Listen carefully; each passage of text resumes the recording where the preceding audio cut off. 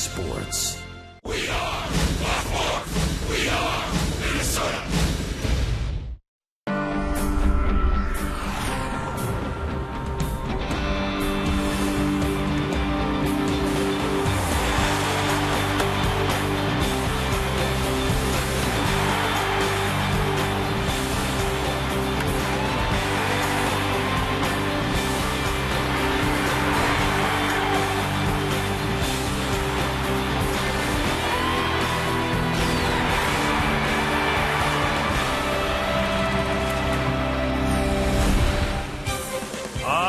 Perfect night of summertime weather in downtown Minneapolis. Where would you rather be but Target Field, Game 2 between the Dodgers and the Minnesota Twins.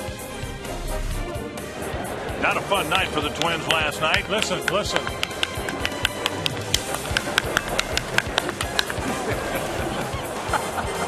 We spent the better part of the night last night trying to figure out how we could speed things up. We finally figured out how to do that. Wasn't a fun night for the Twins and a night to forget. I tell you what, last night was just a disaster for the Minnesota Twins. So you turn the table, and hopefully, tonight it'll be Brian Dunsing. He's got to be on tonight. Hey, for Brian Dunsing, just work hard inside.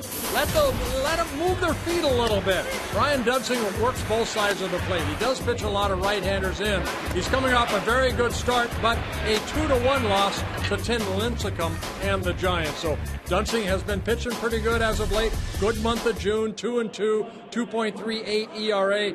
Let's hope that he keeps it going here in the month of June. And let's hope that the Twins can pick up hits in bunches.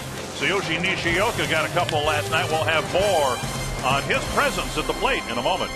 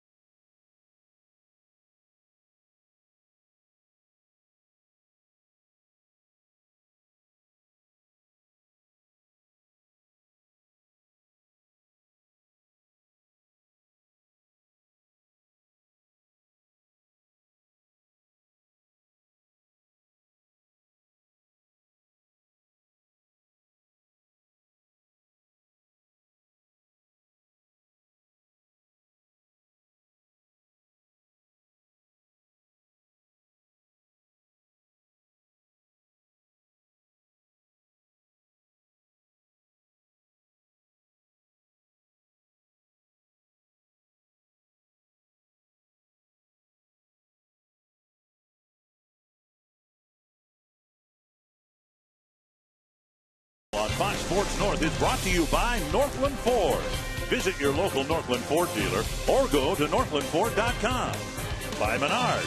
Save big money on all your home improvement needs at Menards. And by a reminder from Budweiser. Great times are waiting. Designate a driver. Twins and the Dodgers about to play Game 2 of this 3-game series at Target Field in Minneapolis. Welcome back. The right field corner with Roy Smalley. I'm Anthony LaPanta. There are many different approaches at the plate, and no matter who you watch, they'll have different stances, hands in different places, different triggers. But Roy, the one constant you've always preached is weight back, stay back, keep your weight behind you. Yet Minnesota infielder Shiyoshi Nishioka, much like Ichiro, takes a very different approach. They really do, and Nishioka, exactly like Ichiro, wants to weight shift early. It's all about the weight shift. Now watch him start gliding into the ball with his hands back. Look how similar it is as Nishioka glides into the ball and swings from a position with his hands back. They look remarkably similar. Hands back, they stay back, they glide into the ball. The only difference in that swing, Ichiro pulls it and Nishioka hit the ball the other way. And what Nishi is trying to do by that is to let the ball get back. If you stay back, it's very hard to let the ball get deep and hit the ball the other way. But if you glide into the ball this way, you can let the ball get this deep and stay inside of it. So he's trying to hit every pitch this way and adjust to the pitch inside. So he sets up to make the ball be further back, hit it to center or left until the last minute if the ball's inside. That enables him to stay on the ball longer and hopefully make more consistent contact. I think he got it from one of his heroes, Ichiro Suzuki. Seemed to work for him last night. 2 hits in the series opener for Minnesota. Unfortunately, they couldn't get anything going offensively. They'll try and support Brian Dunsing next.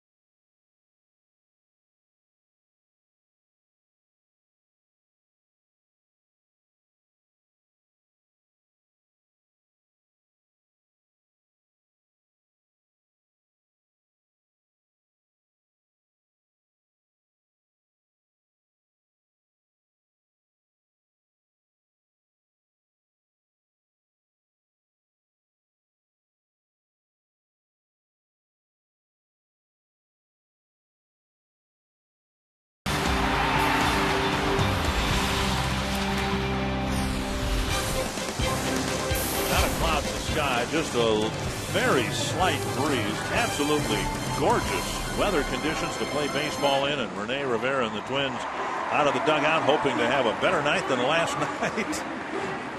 Well, we've talked about it before, Dick. You know, yesterday is gone, and Don Mattingly very proud of the way his club swung the bat last night with the new day. Well, here's the Menards Dodgers batting order. Tony Gwynn Jr. with a 4-hit night last night. Casey Blake, Andre Ethier. Who didn't? Yeah, that's true. Matt Kemp, then Juan Uribe, Marcus Kemp, Aaron Miles, A.J. Ellis, and Jamie Carroll. That'll be Brian Dunsing on the mound for the Twins, making his 15th start, his 16th appearance on the season. This will be his 4th interleague start this year. One against Arizona, one against San Diego Padres, and then his last start, he pitched a good ball game against the Giants. but lost 2-1. And you mentioned it in the pregame, Dick. This is a guy, his mound opponent, Ted Lilly. That a guy like Brian Dunsing, he's young. Hopefully he'll pitch a long time. You want to watch Ted Lilly. Even though you're pitching here tonight, when you're sitting on that bench, watch how Ted Lilly goes about his business. Over 300 major league starts and over 100 major league wins. So you want to watch that. Lasted a long time, and he's 15 years ago, he was kind of a Brian Dunsing type, not overpowering or anything like that. Well, here we go, and the Twins hope for a better start than last night. Tony Gwynn on the first pitch sends it to center. Revere drifting back, and already we're off to a better start. Gwynn started a 2-run first inning with a single last night. One down. Northland Ford defense for the Twins. Jason Repko, Ben Revere, Michael Kadire in the outfield. Valencia, Nishioka, Casilla, Hughes around the infield, and Rene Rivera behind the plate. One thing about Brian Dunsing, he will attack the strike zone. 27 walks, 2 intentional, and 82 innings pitched. So these Dodgers, I'm sure, know a little bit about Brian Dunsing. They'll look at films. They'll be ready to swing the bat. There's Iowa native Casey Blake from Indianola. I ran into part of the Casey Blake fan club today up from Iowa. You can see Blake kind of flexing that right shoulder collarbone area. He's had a pinched nerve in his neck, and it's been an ongoing issue for him. Oh, it didn't hurt him last night on that home run he hit. Squaring to bunt, taking a strike. You know, Blake is, I mean, we saw him at third base last night. He started at third, then he ended up in left field. Here tonight, he's at first base. Good guy for Don Mattingly to have. A veteran, knows how to play the game. A Michael Kadire type player. 37 years old in his 4th season with the Dodgers. Just going to make that comparison to Michael Kadire, because Blake playing first base tonight because James Loney really struggles against left-handed pitching, so Blake slides over and plays first base. 2-1 to Blake, and now 3-1.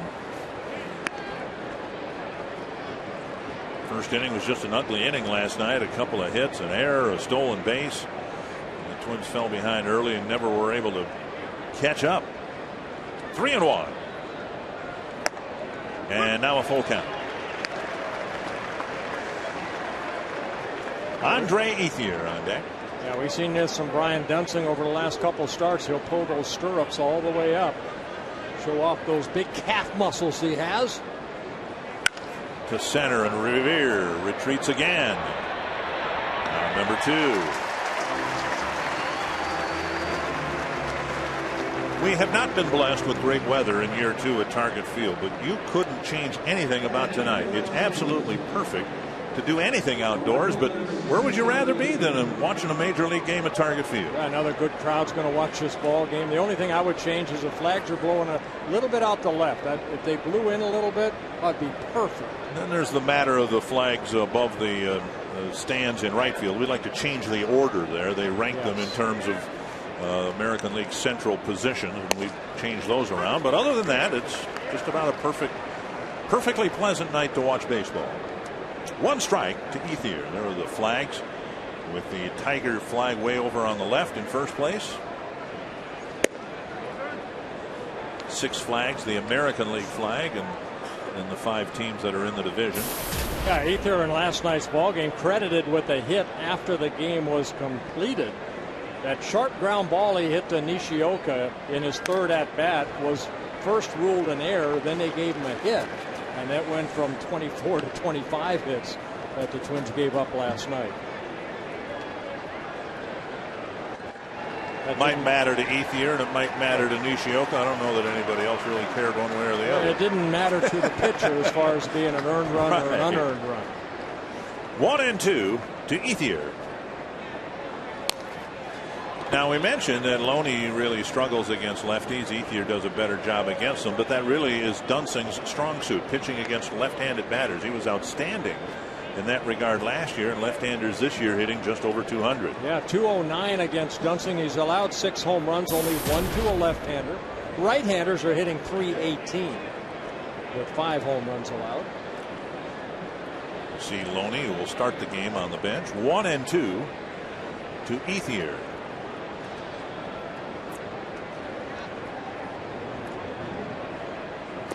Breaking ball misses.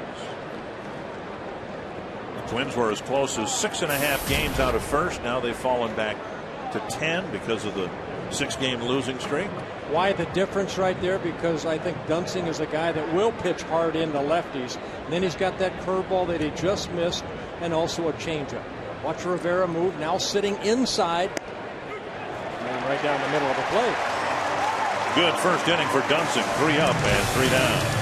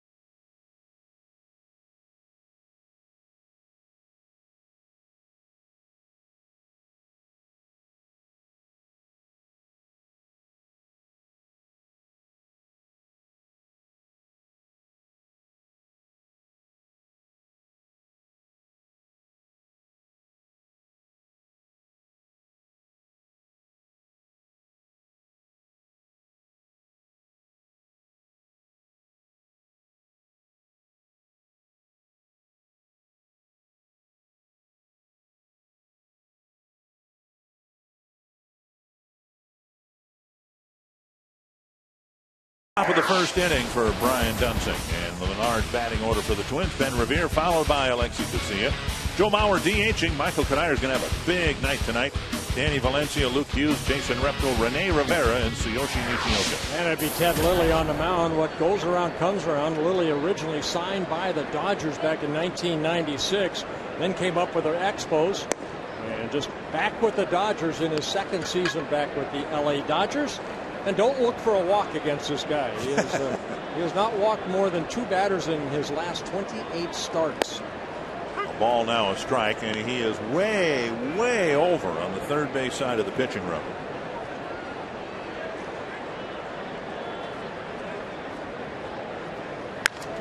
And Revere slaps a single to left. Then had a tough night at the plate, hit into a couple of double plays, hit the ball hard a couple of times, and now he gets a leadoff single. Yeah, Lilly left the ball up, and Ben Revere just slapped it the other way. Lilly has struggled in his last 2 starts. He's 0-2 in his last 10 innings coming into this ballgame. He's allowed 11 earned runs. And now Revere at first for Alexi Casilla. Casilla really struggling, and because of that we might see a bunt here. We'll see. And Lilly just kind of soft tosses it over there, maybe to see if Casilla might go ahead and drop one down. We've seen Casilla a number of times in bunting, pushing it up the right side and trying to get it past the left-handed pitcher for a bunt hit. Strike one. Well, Lilly not an overpowering pitcher. That fastball maybe 90-91, but very good control. Big slow curveball. They throw a slider like cutter, what they call today, and then a changeup.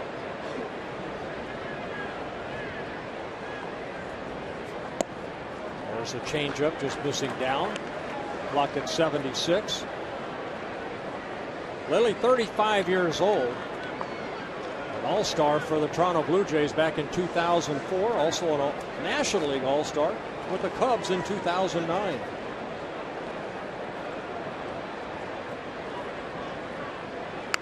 There's the bunt, and it will land safely, and Casilla is tagged, I believe. No!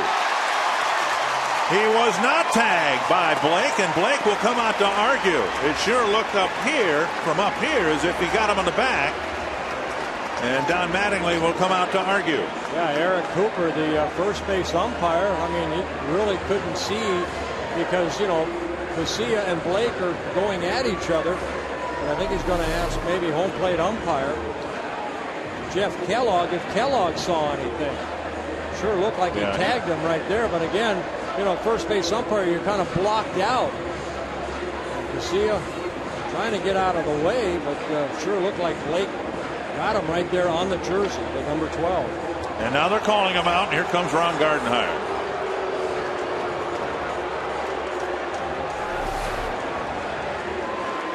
The right call was made, but now Gardy's going to talk first to the first base umpire, Eric Cooper, to find out what he saw, which couldn't have been much because the play was coming right at him and the tag was on the backside.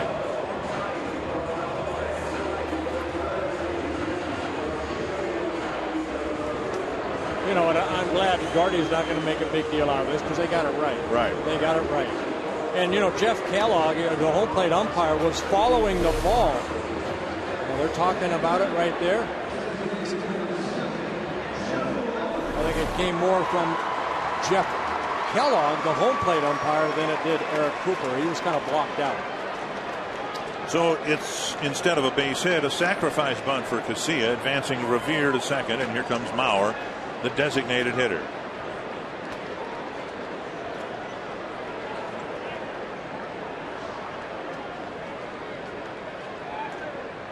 Again, Lilly spinning around and keeping an eye, in fact both of them on Ben Revere. The last time the Twins saw Ted Lilly was back in 2009 when he was a member of the Cubs at Wrigley Field. I think Milton Bradley was his right fielder that day. I think that was the game where Bradley thought it was 3 outs when it was only 2 and posed, and the Twins were running laps on the bases. They got a no decision in that ball game. He pitched well, 7 2/3 innings, allowed only 2 runs to the Twins. 1 strike to Mauer. Chance for the Twins to get the first run of the game here. And Revere goes to third, and he is in safely and nearly overslid the bag again. He was able to get his left foot on the bag as his right hand fell off. Well, one thing that Ted Lilly does, he really turns his upper torso, and you saw that right there. That allows Ben Revere maybe 1 or 2 extra steps. And Revere sliding across the bag, but keeping his body on the bag. Well, you kind of want to grab that corner as much as possible, hold on to it, but you kind of slipped right there. Infield in, 1-1 to Mauer. Up the middle, base hit, 1-0 Twins. Well, that worked out about as well as you could possibly hope. You get a leadoff single, a sacrifice, a stolen base, and a sharp single to center. And that's the way the Twins went about business when they won 15 of 17 games. These are the little things, the igniters in the top of the lineup. Get on, move them over, and then hopefully the middle part of the lineup can get some big hits. And there's a big hit right there off of Joe Mauer, picking up his 7th RBI of the year.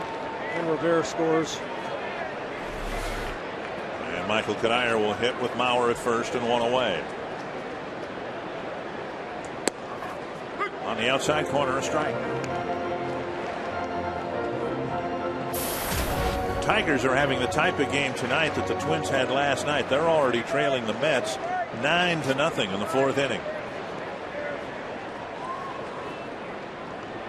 Another slow breaking ball.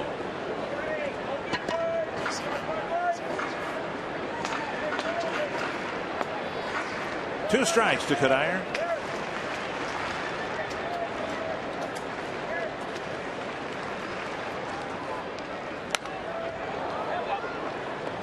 Fastball right down the middle on 0-2. But after the 2 slow curveballs, you know, that fastball, even though it's, you know, maybe 89 to 91, it looks like 94, 95 sometimes.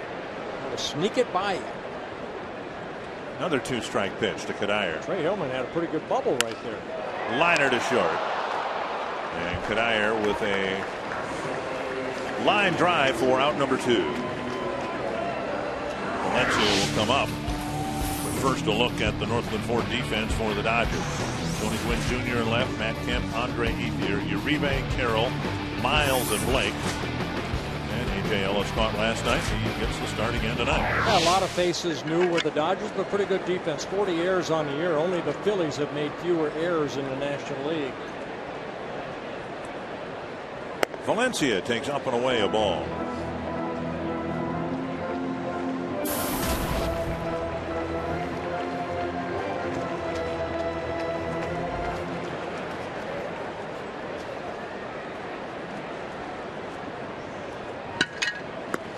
Very high and wide, 2-0. Now Lilly making his 7th career start, his 8th career start against the Twins. He's 3-1 with a 3.33 ERA, but you know that was his last start against the Twins back in 2009. So Danny Valencia has never faced Ted Lilly.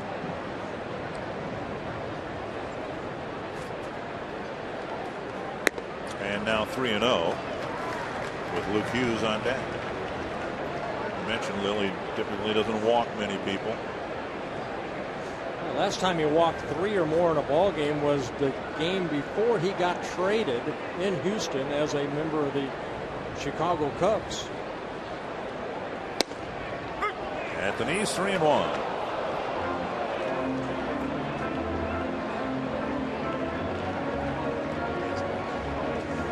Behind 3-0, Lilly still knows he's got to keep the ball down. A good fastball.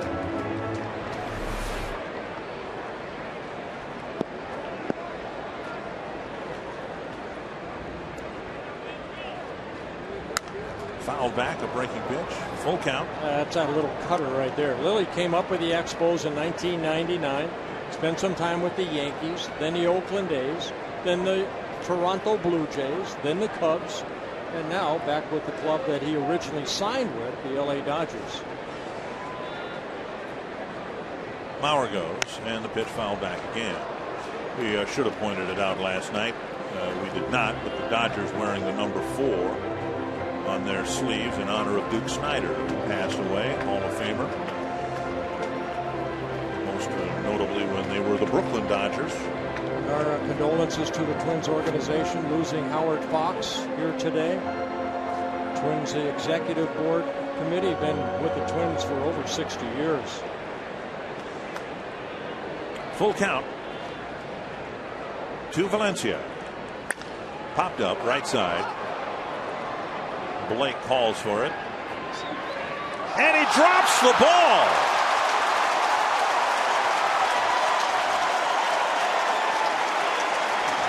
Casey Blake dropped an easy pop-up, and the inning will continue. Mauer goes to third. That's one thing you do not see too often. There's an infielder drop a ball like that. Casey Blake picking the ball up, calling it off, calling Aaron Miles off, and then the ball, sometimes it just hits in a bad spot, right on the heel, and the inning continues. Well, last night in the first inning, the Twins committed a costly error on a routine ground ball. We'll see if they can take advantage of the Dodger error here tonight. There's another pop-up. Blake wants no part of it. And Jamie Carroll ends the inning. A couple of hits, a stolen base, an error, 1 run for the Twins. And our thoughts and prayers go to Yvonne Fox and the family of the longtime Twins executive who passed away today at the age of 90.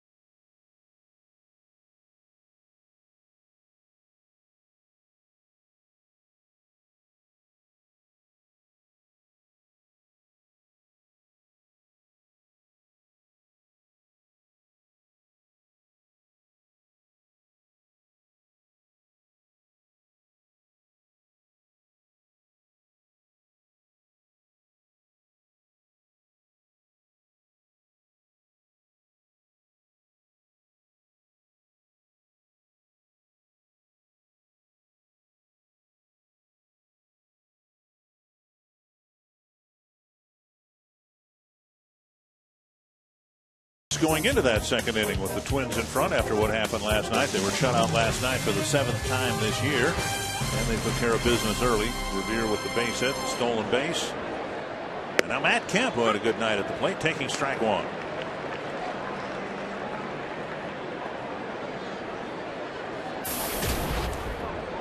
League MVPs typically come from winning ball clubs, and the Dodgers are not that, at least not yet. Nevertheless, Kemp putting up MVP type numbers. Hit his 22nd home run last night. 62 RBIs on the year, hitting .336. Maybe threatening to put up Triple Crown type numbers before it's all said and done.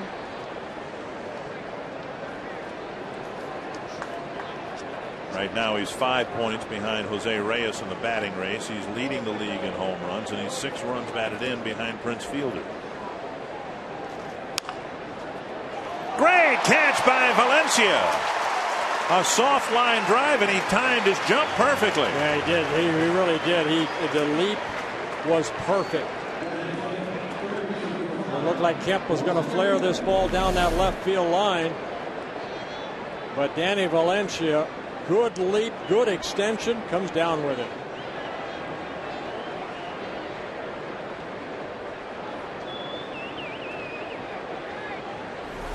So 1 down, and here's Juan Uribe. Uribe right on top of that plate, and he takes ball 1.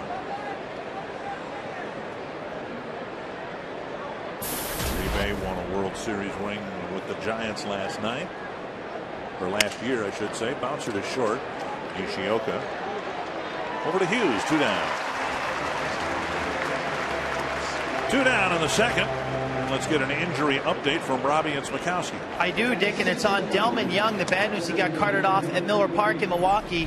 The good news is that the MRI results have come back, and it shows no ligament damage in our Sanford Health injury report.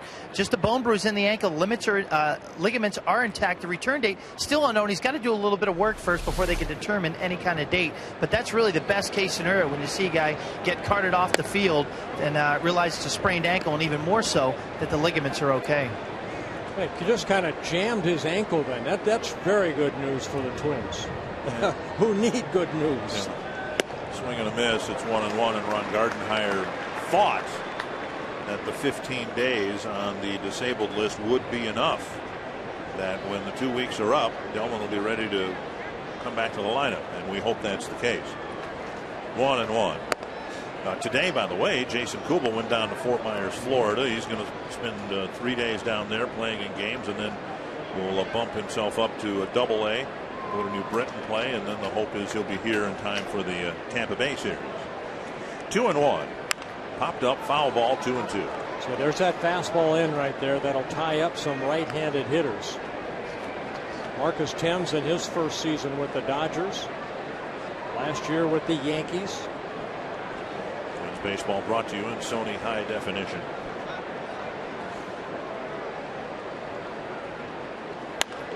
Thames being bothered by a calf injury. They will use him as the designated hitter rather than putting him out in an outfield spot because of the injury. Yeah, he's got some power. Twins saw a lot of him when he was with the Detroit Tigers from 2004 to 2009. Deep to the right field corner, chased by Kadire. That's a foul ball.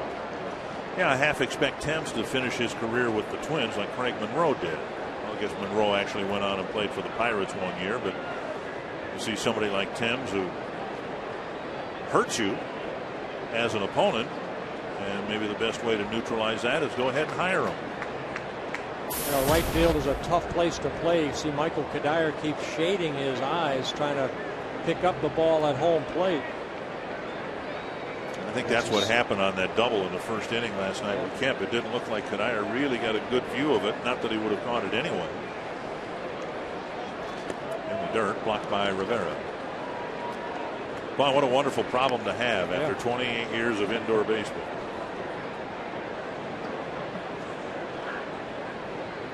Full count to Marcus Thames. Aaron Miles would hit next if given a chance this inning. Came inside and got strike 3. A pair of 1, 2, 3 innings for Brian Dunsing.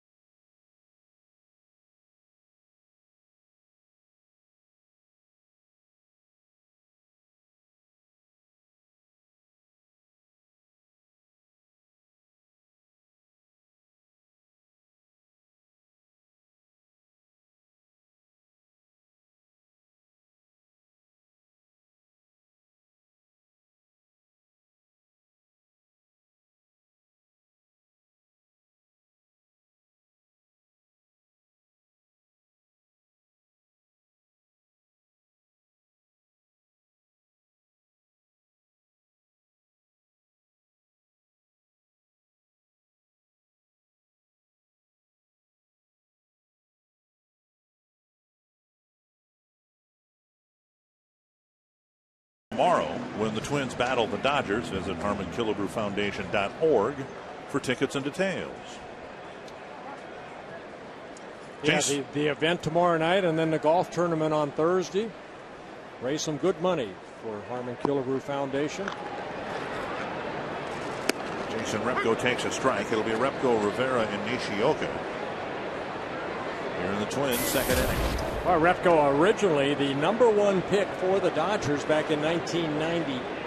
And there's a base hit by Repko. That's why I picked him and picked the stick. I just thought he's going to have a good ball game.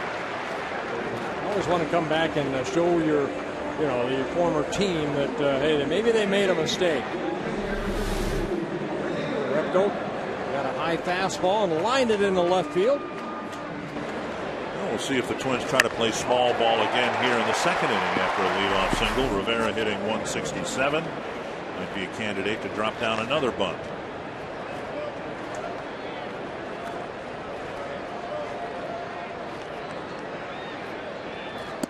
When the manager himself says that he really enjoys managing small ball, using hit and run, stolen bases, bunts, and all that. Whether it's the first inning or the second inning, it's kind of easy to imagine a bunt in a situation like this. Well, I think Ron Gardenhire looks at his lineup and sees that he doesn't have a lot of power, so he does have to do the little things. He has to bunt. He has to hit and run when he feels the time is right. Scotty Alger standing in front of manager Ron Gardenhire. Scotty Alger, the bench coach this year.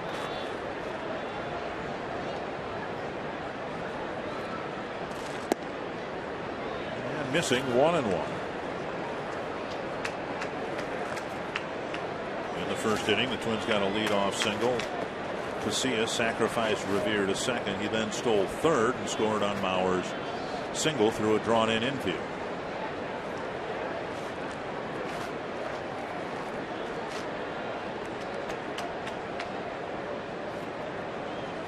And there goes Repko on the pitch, lifted to left.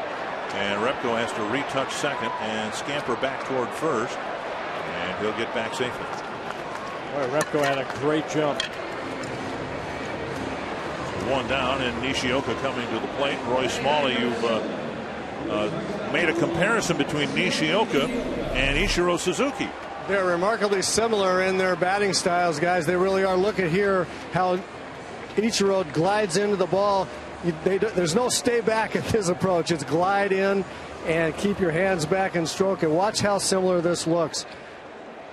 I think the young man on the right has been watching the older guy on the left for a little while over there in Japan and later. But he tries to glide into the ball, let the ball get deep in the plate, and then slap it all over the field. That's their style.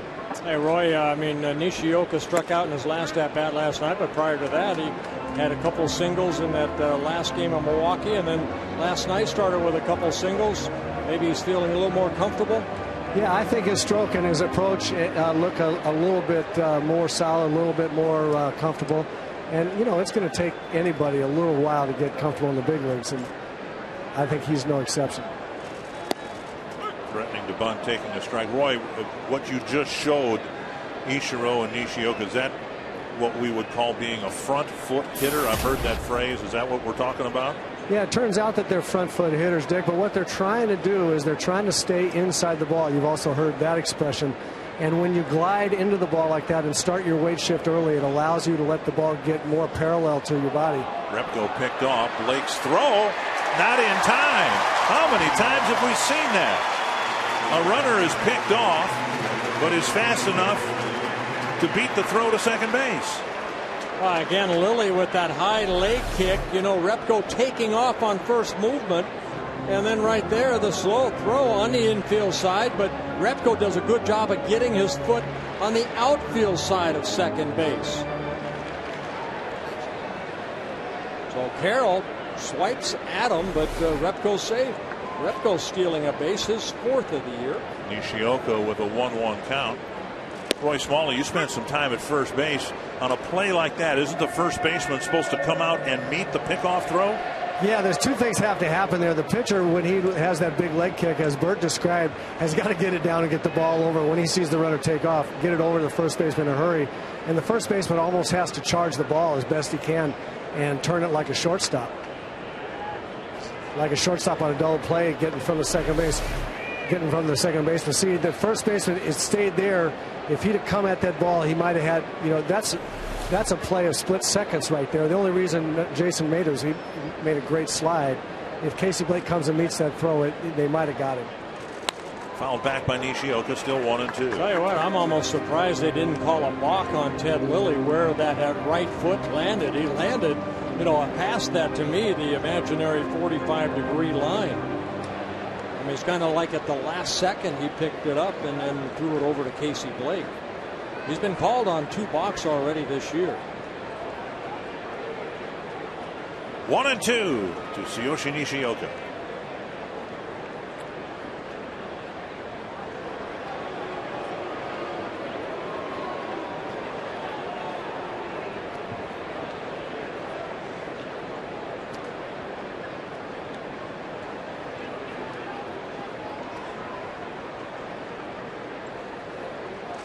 Slow breaking ball left up a little high. Dick, you mentioned you know, Ted Lilly really working off that corner of the pitching rubber, but you know, I mean, his toe is as close as you can get. That might be a balk. He might not be in contact with the rubber, Bert. Yeah.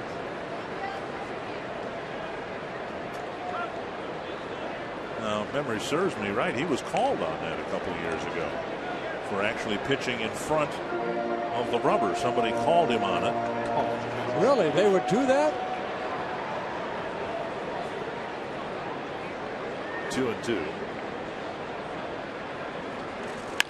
The bouncer, and Repko will be able to advance. Nishioka thrown out number 2. And Repko to third for Van Revere. I remember one time I was pitching against Nolan Ryan. I went out there between innings, and where the pitching rubber was, there's also another hole about a foot up. But Nolan would come up, step up, and then step into that other hole he created. And that's all he needed was a little more advantage of throwing his 100-mile-an-hour fastball toward home plate. That's what I was going to say. Holy cow, no wonder he threw so hard. He cheated by 6 inches. That must be worth 10 miles an hour. That was a pretty good hole. I used it too. What the heck? Here's Revere taking a strike. The pitcher says he wants to add another foot to his fastball. I just thought he meant he was trying to throw harder. He just starts a foot closer. Okay. 1 strike to Revere. Base hit here will put the Twins up 2-0. Down to center field and a base hit. There you go. Revere comes through twice.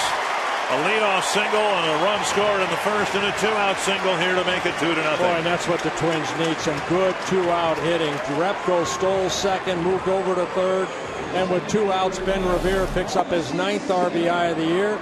Just softly hit, a little bit off the end of the bat, and the ball dies in front of Matt Kemp out in center field. So good 2-out hitting by the Twins. And they take a 2-0 lead. Here's Casilla, dropped down a sacrifice bunt his first time up. Temporarily was given credit for a base hit, but then the umpires conferred and ruled him out as he went up the baseline.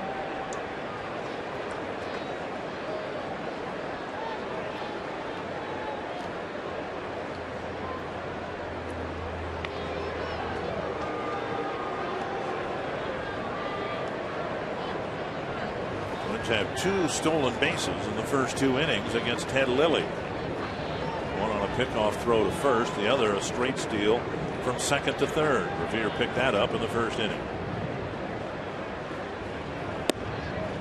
At the knees, a strike.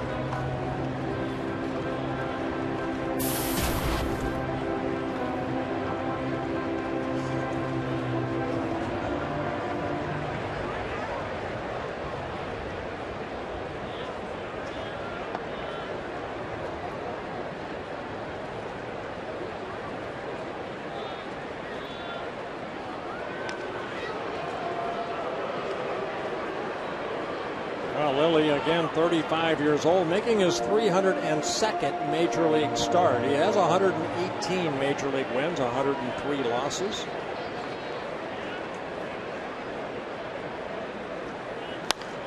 It's chipped down the right field line, but foul. Nice catch. Fan sitting on the front row down there reached up, made a nice grab.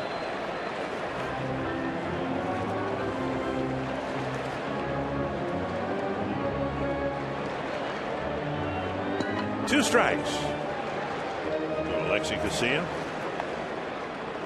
Snap out of a June swoon here in the last week or so. Tapper up the line, foul. Yeah, that big curveball clocked at 66 miles an hour here. He'll spin it up there. Lilly's best year coming at the major league level in 2008 when he was a 17-game winner for the Chicago Cubs in 34 starts.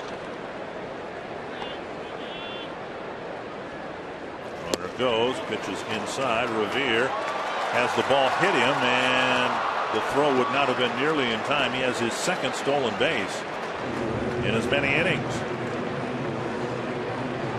3rd stolen base for the Twins, 2nd this inning. Revere ends up stealing his 8th base in 11 attempts. Gets into scoring position. See if Casilla can drive him in.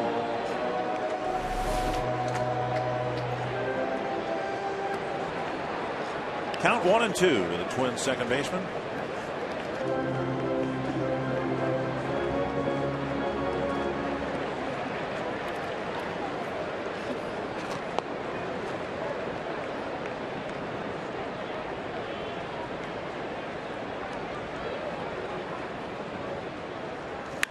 That's hit well to left field. Gwynn back off the wall. Revere will score. Casilla rounding second, on his way to third, and he is out.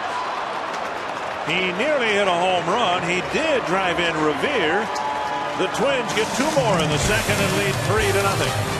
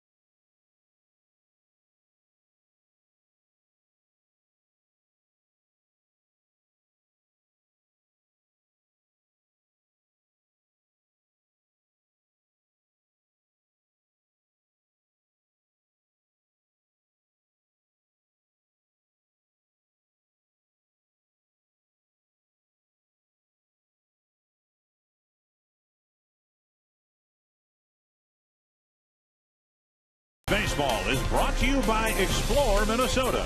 Visit exploreminnesota.com to plan your next Minnesota vacation today.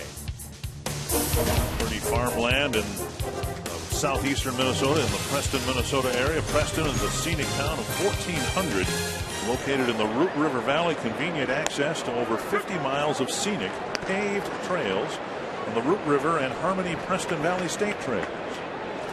Well, Alexi Casilla drove one hard against the fence and left, drove in another run.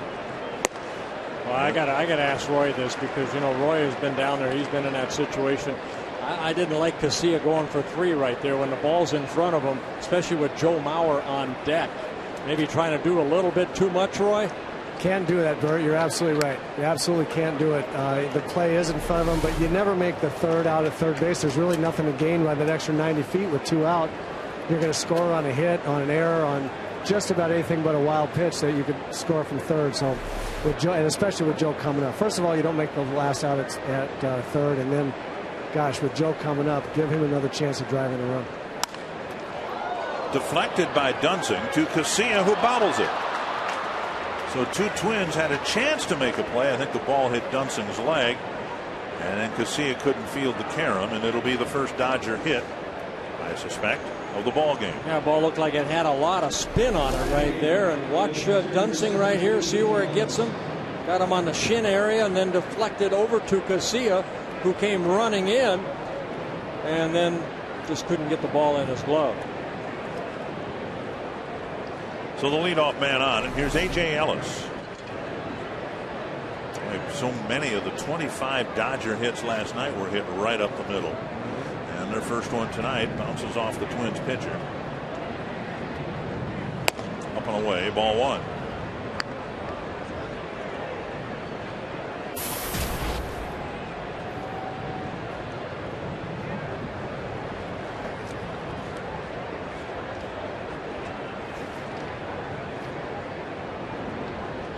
It's 25 at bats for Ellis. And a strike.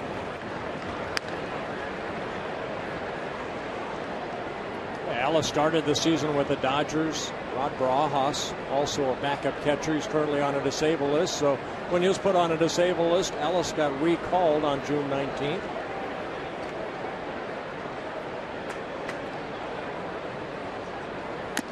Swinging a foul. 1-2.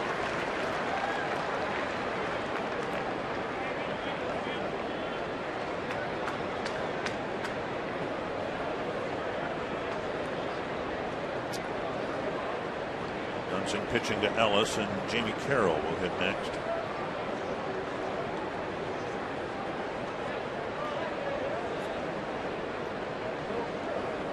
Bouncer to short. Nishioka to Casilla. Double play. 6-4-3. That takes care of Miles. 2 gone. Yeah, pitcher's best friend right there. The infield base hit, and then you get the next guy to ground out. Ellis. And a nice quick turn. Good strong throw by Casilla over to Luke Hughes. And that'll bring up the Dodger shortstop, Jamie Carroll.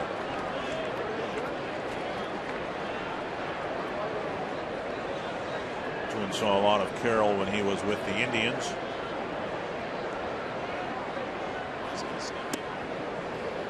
You know, guys, it is such an advantage to have a second baseman with a shortstop's arm, isn't it? You see Lexi make that turn kind of onto his heels, but fire that ball right in front of me to first base. That ball had some giddy up on it. 1-0 to Carroll, and now inside. And even though they're in different positions now than they were at the start of the year, it's just nice to see double plays that should be turned. Really a chronic problem for the Twins in the first 2 months. At the knees, a strike, 2-1.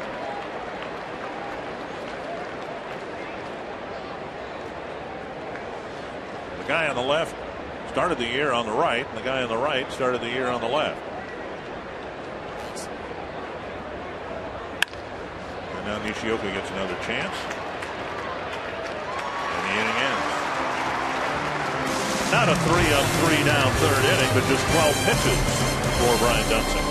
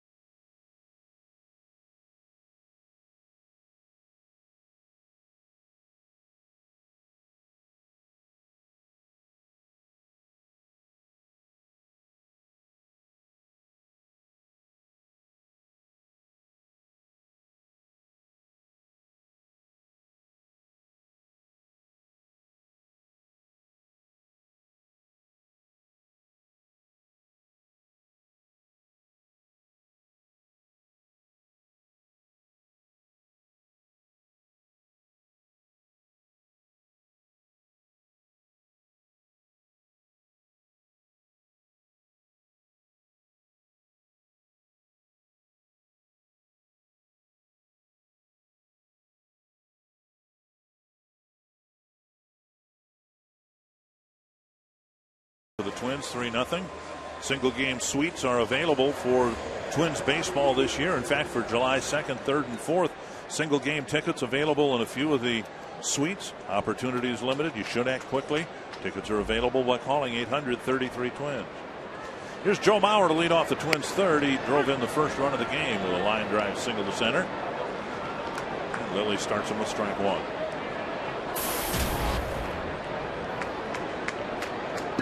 Twins typically have done well in the interleague part of the schedule. There's a high fly to left center field. Kemp, the gap, makes the catch, one away. Twins had a losing record in interleague last year. They're 4-9 so far this year. You can ask us a question online at carsoup.com/baseball. Bobby Birchild from St. Paul wondering what we want done with MLB realignment. Talk about moving a team, perhaps the Astros, into the American League and having two 15-team leagues where the top three would get into the playoffs, and then fourth and fifth teams would play off to join the field of four. We're already playing November. Yeah, now it's going to be the latter part of November. A lot of these guys might be spending Thanksgiving on the baseball field. In some places that wouldn't be so bad. I don't suppose it'd be tough to play here when the ice is on the lake. Here's Kadire, 2 strikes with 1 gone here in the third inning. Any suggestions, Dick, that you might think about that for realignment? Back to the model as we discussed, I think on a road trip. It seems to me, at least, to be a solution in search of a problem. Things seem to be going pretty good in baseball right now. I can understand why you'd like to have some balance. You've got an inequitable situation. You got one division, the American League West, that has only 4 teams. You've got the National League Central that has 6 teams. I mean, it's not even. If you had 15 and 15, you'd have to have interleague baseball pretty much all year round. One interleague series. I think they should concentrate more on a balanced schedule. Whoever, if they continue to have interleague play, if we play, 5 teams in our whoever we play, the other 4 teams should play the same teams. Valencia hooks it down the line. That's a fair ball. It'll go to the corner. Valencia with an extra base hit. A double down the left field line with 2 gone in the third.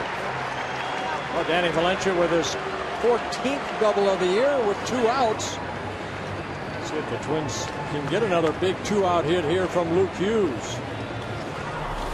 So a big slow pitch right here from, see the curveball, and Danny Valencia hitting it sharply right down that left field line.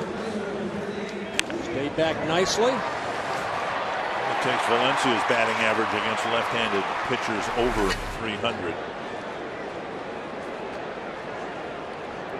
Here's Luke Hughes. Well, the whole talk of realignment, to me, would greatly benefit teams from the East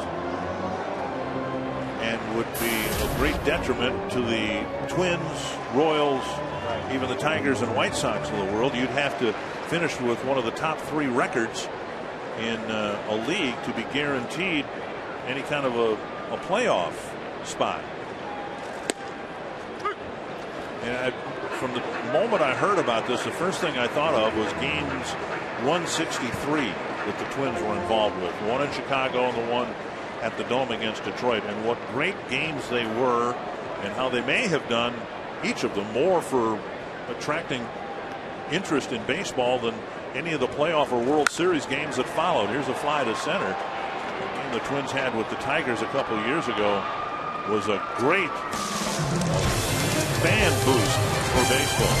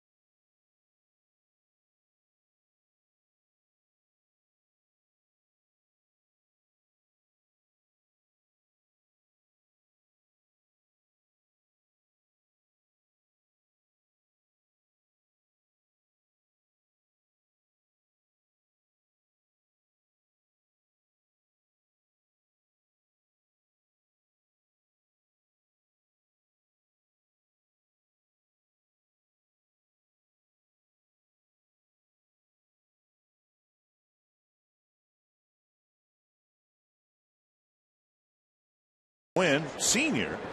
have in his Hall of Fame career. It was Junior's first last night. So, and I think in a question of this nature, we should each be given a plus or minus of 3. So I will say 7, which will cover us 4, 5, 6, 7, 8, 9, 10. We're talking Tony Gwynn Sr. You're Right. saying only 7 4-hit games for a guy that won 8 batting titles? That seems very low. I'm going to go. I'm going to have to go a little bit higher than what you thought about. Well, my guess is just being ridiculed by everybody. Yeah, so I think you get to guess again. Just guess higher. 4-hit games, you know, I'm don't come along. I'm going to go with 28. Well, I'll go with 15. I don't, you know, if I get talked out of it, if it's like 9, I'm going to go with 15. And you're going to go with 25? I'll go 20. Well, I mean, how many difference? Plus or minus a 3. So we actually get 7 correct answers with 1. Well, I'll go 23 then. So we're covered 20 through. Yeah, we're just leaving. 20 from 1 to carry the 30. Yeah, we'll be here all night. Well, I think we got it. I think we got the answer right. 1 and 2 to Tony Gwynn Jr.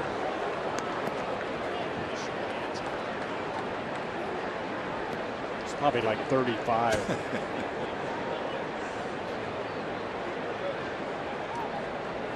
2 and 2. And now a full count. It'll be Gwynn, Blake, and Ethier. I say we get a mulligan. I'm going to go 42. Okay.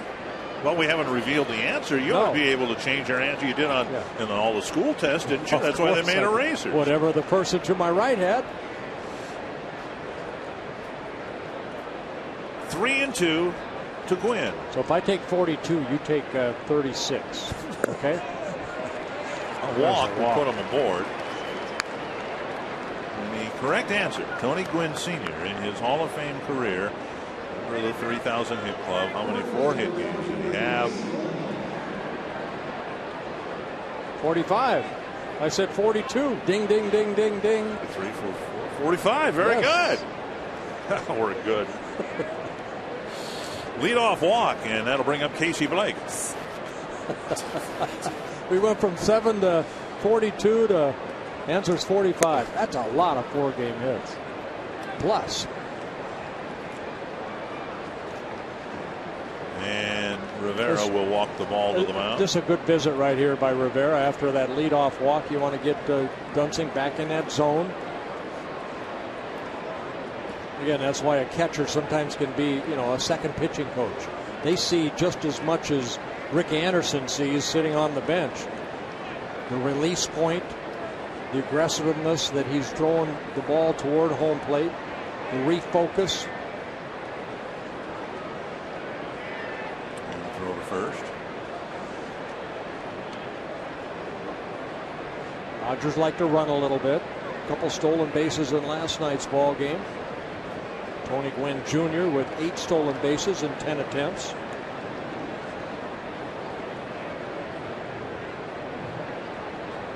It looked like he was leaning.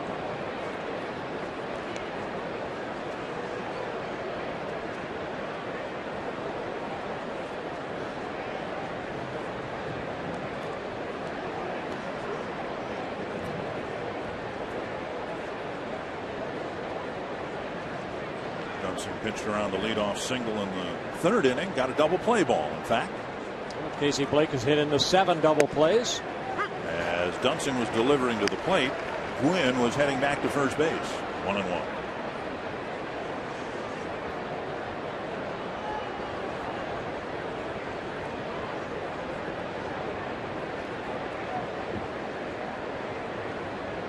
Dunsing making his 15th start of the year, his 37th major league start.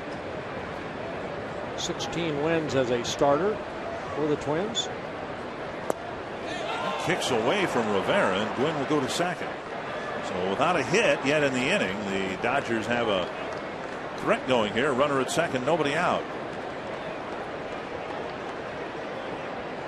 be ruled a pass ball. Yeah, let's take a look. I don't know if this ball hit the ground or not. No, it did not. Just hit off his glove, so it should be a pass ball on Rene Rivera. Close to being called a strike.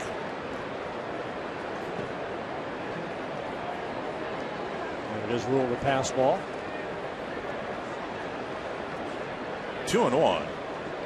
We saw Blake early in the ball game last night just give himself up, push a ground ball to the right side in this situation. A little bit different situation here. It's the 4th inning instead of the 1st, and the Dodgers are down by 3 runs.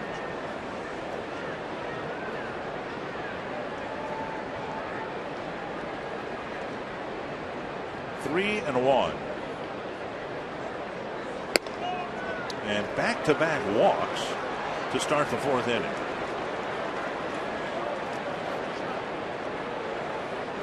Cast your vote for the Arby's Value Player of the Game. Text the word value followed by a space in the player's name to short code 234-234. And Rick Anderson's going to make a trip to the mound. Yeah, Dunsing usually with pretty good control, so the 2 little hiccups right here.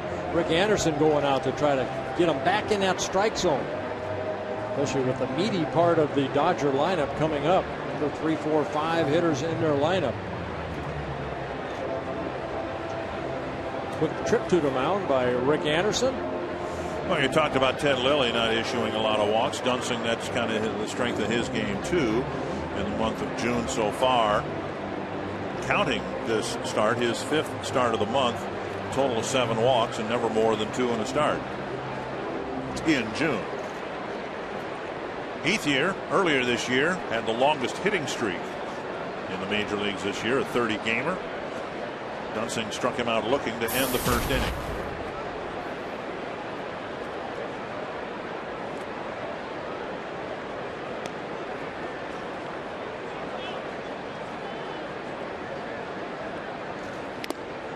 Out in front, a foul tip, 1 strike. A good breaking ball that breaks away from Ethier.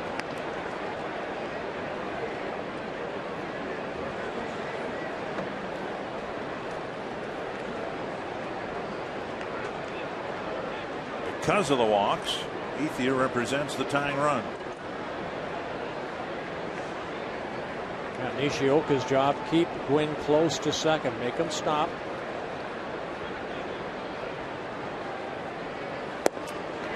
Another good breaking ball down. 0-2. Good hard breaking ball. Good location.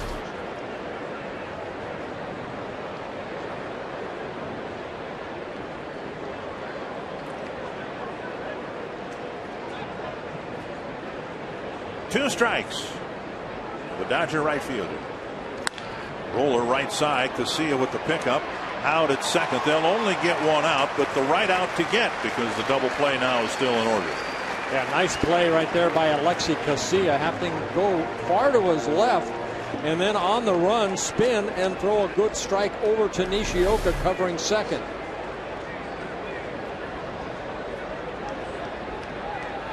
Good strong throw. Nishioka gets out of the way. Roy Smalley, right play. Oh my gosh, what a terrific play. That's not as easy as it looks, and mentally it's not as easy because that's not the safety first play. Dick, you're right. It's the right play if you can make it, but he's all off balance. He can throw that ball into left field. You have to have some courage and do and try to get that runner at second base, and he did a terrific job. Now hot hitting Matt Kemp hit a soft line drive speared by Valencia at the top of his jump, leading off the 2nd inning. Popped up down the right field line,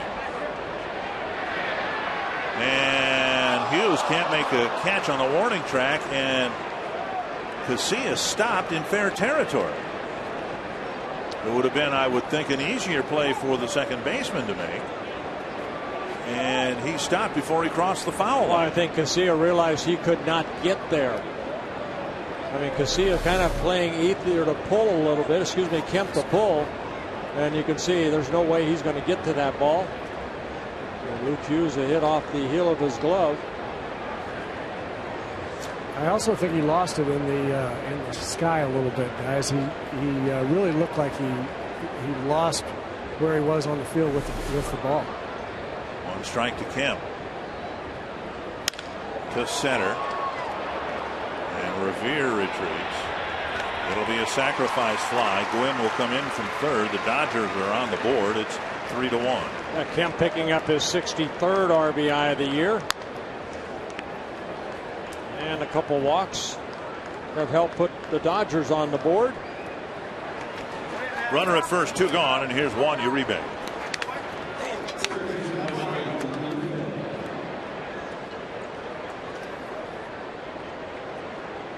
Uribe hit a bouncer to Nishioka his first time up.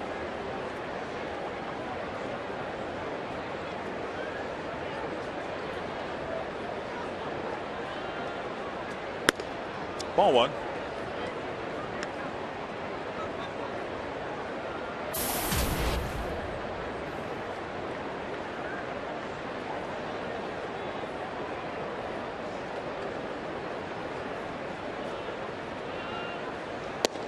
And a strike that covers the inside corner.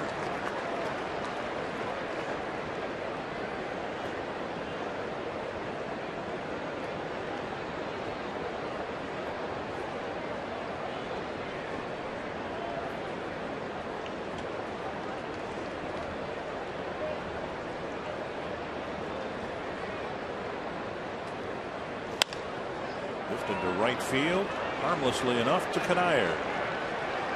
Inning over, Harrell walks, lead to a Dodger run. It's 3-1.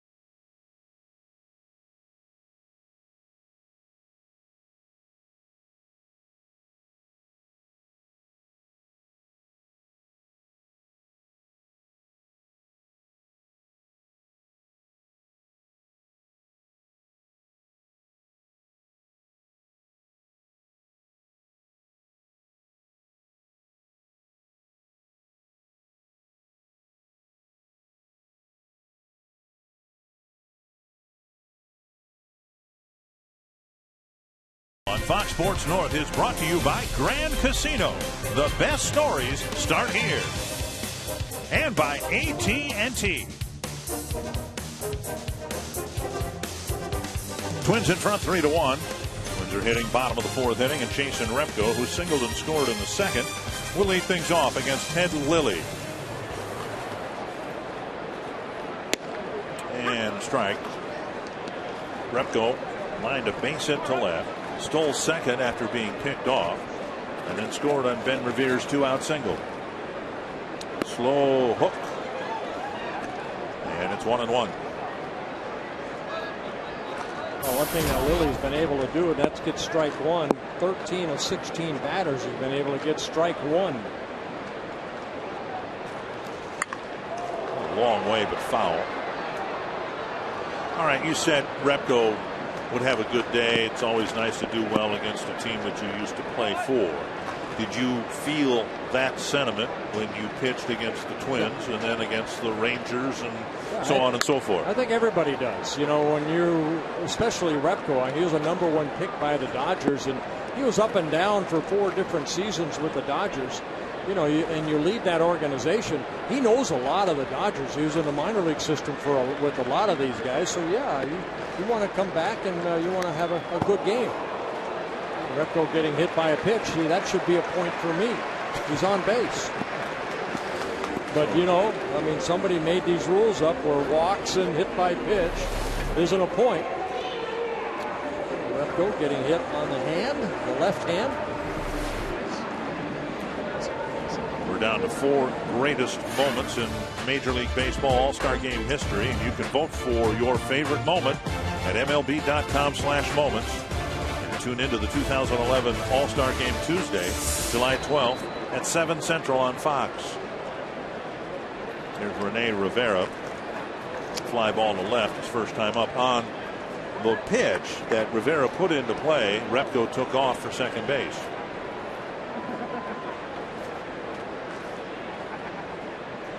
As if the Twins had put the hit and run on. 1-0.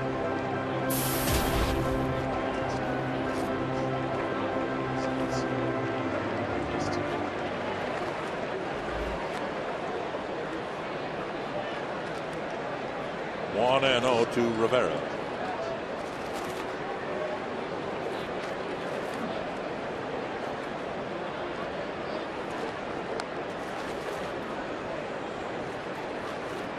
Lilly throwing strikes, 55 pitches, 42 have been strikes. No walks, no strikeouts. He's given up 6 hits. The only extra base hit, actually there were 2 of them. Valencia doubled in the third, and Revere, or Casilla rather, doubled and was thrown out trying to make it a triple. And Rivera, big swing and a foul tip, 1-1.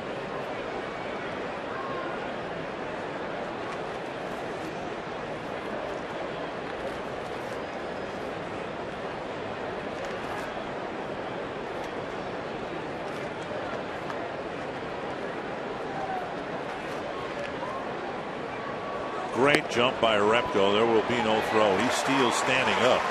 You know, it's the second time we've seen it. Revere got a huge jump in the second inning after seeing Lilly's move a few times. Yeah, I mean, what a jump right there. Second stolen base for Repko. And for the Twins, their 4th against Ted Lilly. And you can say they're off of Ted Lilly, not off the catcher. No, but I mean, you see that and you think, well, they've picked up something on this veteran who might be tipping when he's throwing to home plate, because these jumps have been immense.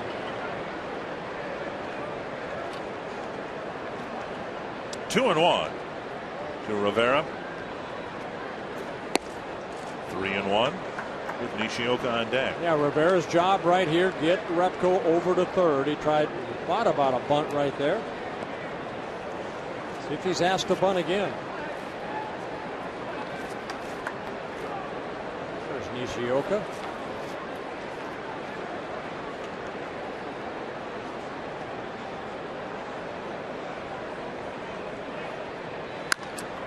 Popped up near the Twins dugout, back and out of play.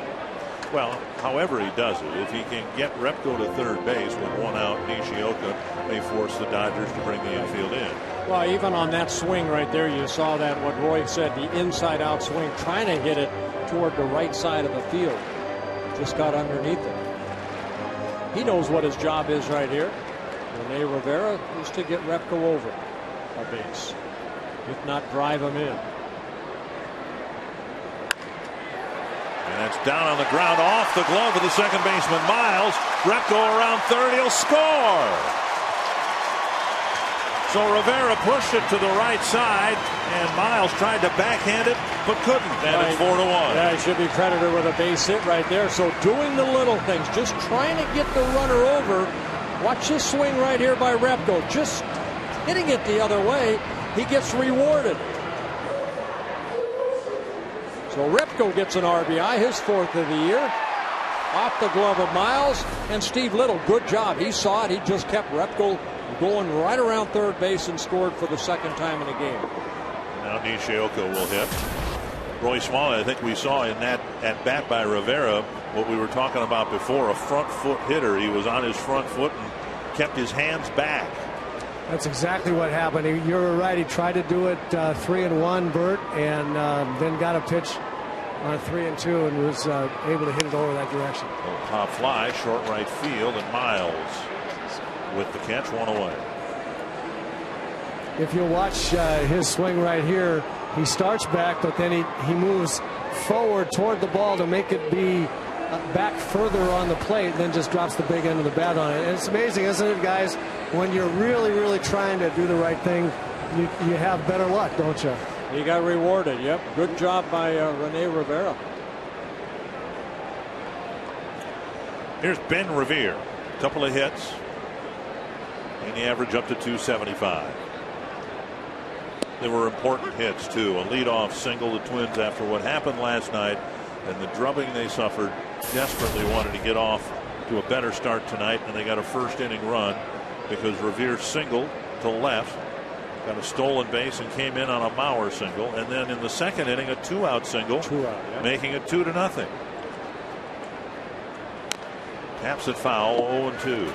You know, guys, when as a teammate too, and as a team on the bench, that is a big psychological boost to the team when a guy is trying to do the right thing, like Rivera did, hit the ball to the right side, and he does it successfully. That gives the team a big boost. That gets everybody fired up. That wasn't just a swing from your rear end base hit to left. A roller to second, out there, and Revere beats the relay.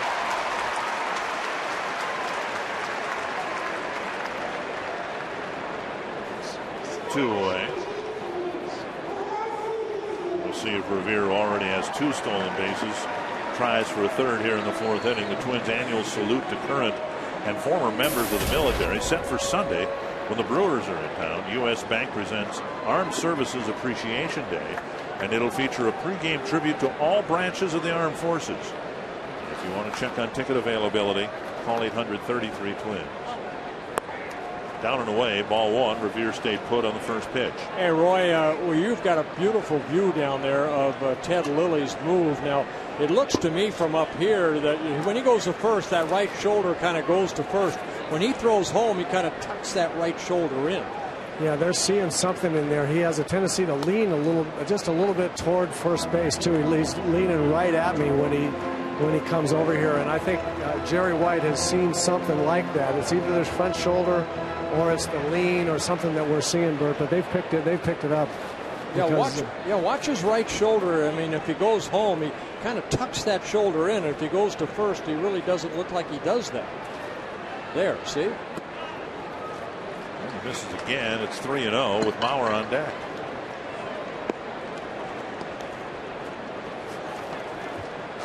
Rory Wills used to say that left-handers were easier to steal off of than right-handers. I think all the great base stealers think that because they find something. See his lean there, and the little tuck. I think you're right, Bert. I think it's a couple of things, and they're seeing it. But Rory Wills, Lou Brock, those guys used to say that they would much prefer stealing against the left-hander. Yeah, see, he didn't tuck the right shoulder in there. He just kind of stepped toward first. Right. Casilla takes all the way, 3-1.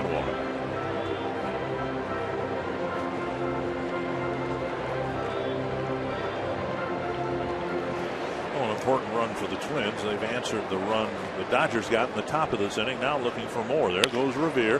Hard ground ball. Backhanded nicely by Uribe, and he throws him out. So Casilla hit the ball hard again. This time it's the 3rd out for the 4th inning.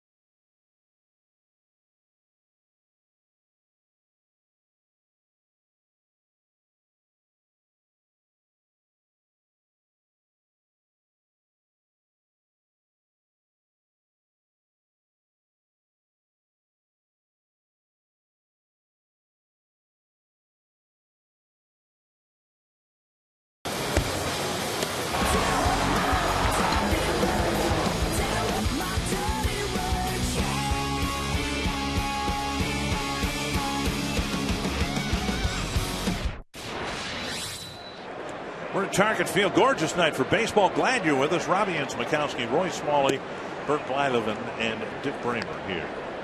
Marcus Thames leading off the Dodger fifth. He'll be followed by Aaron Miles and A.J. Ellis.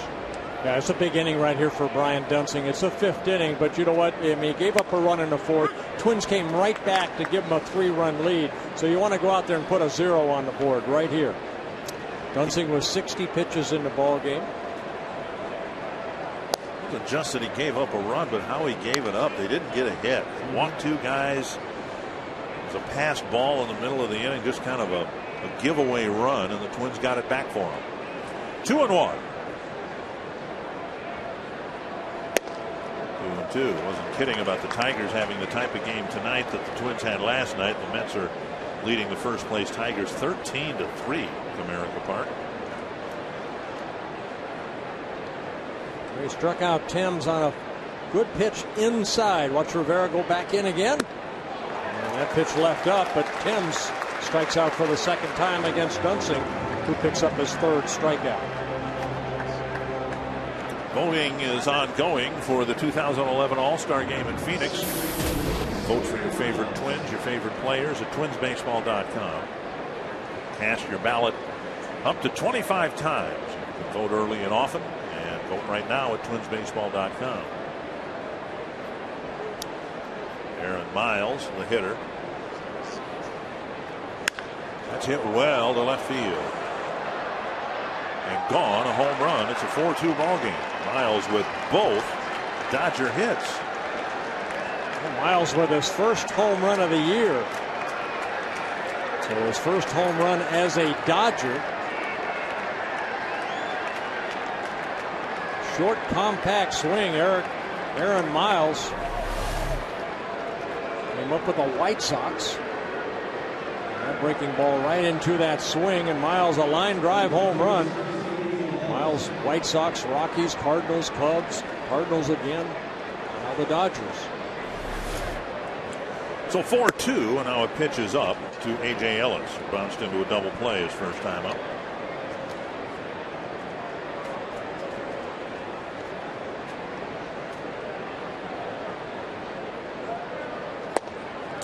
And a strike, 1-1.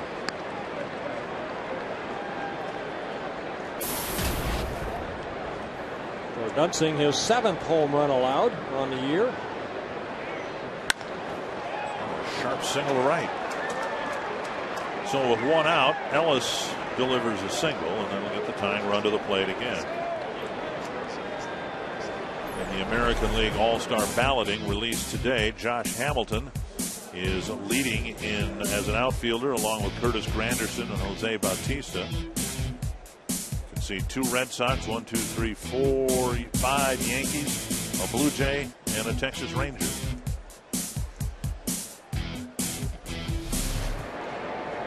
Here's the number 9 hitter, Jamie Carroll, bounced to short his first time up. They've got something really interesting going on in Milwaukee. And we were just there, and of course the Brewers will come here. Milwaukee considered a medium to small market by baseball standards, and they may end up with 3 starters in the All-Star game.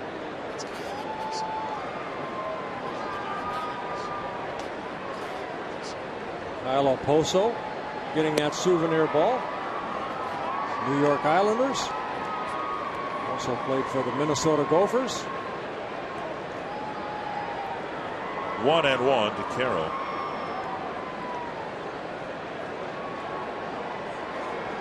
The Milwaukee Brewers have the National League's top vote getter in Ryan Braun.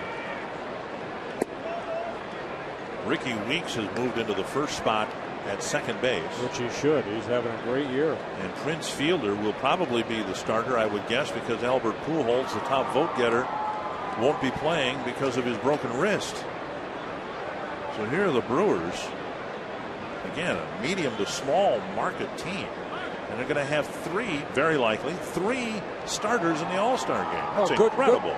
Good for Milwaukee. I mean, right now they have a 3-game lead over the Cardinals, leading the National League Central Division.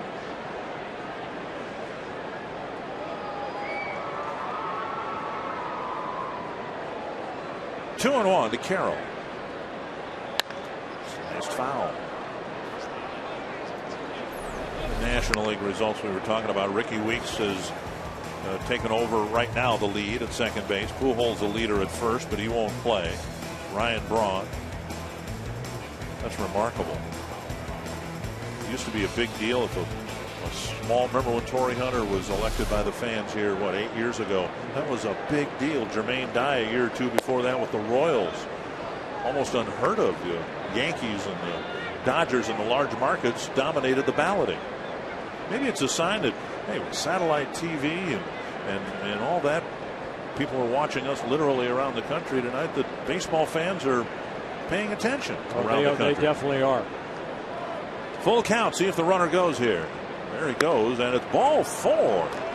Dunsing's walked the number 9 batter.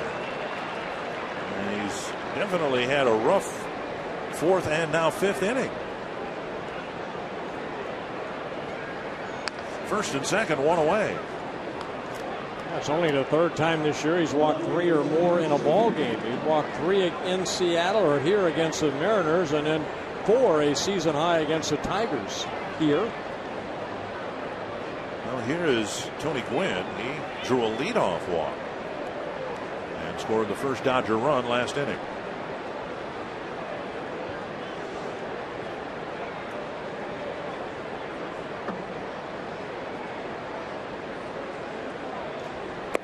I mentioned there's a big inning for Dunsing after struggling with his control in the 4th.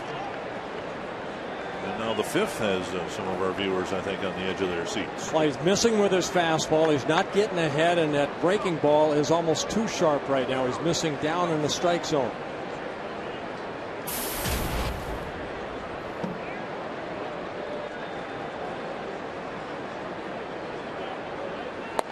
There's a strike, 1-1.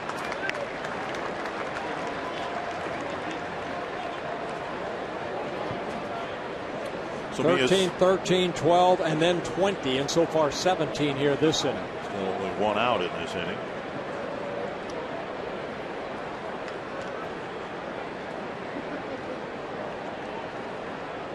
One and one to Gwynn.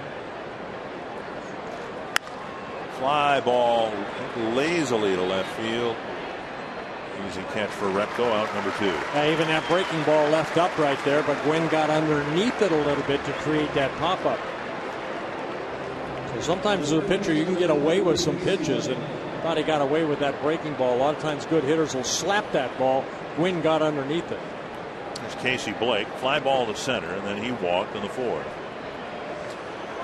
Dodgers, I guess, got some good news today. The judge approved the $150 million bankruptcy financing in Delaware today, so they can continue to pay their bills.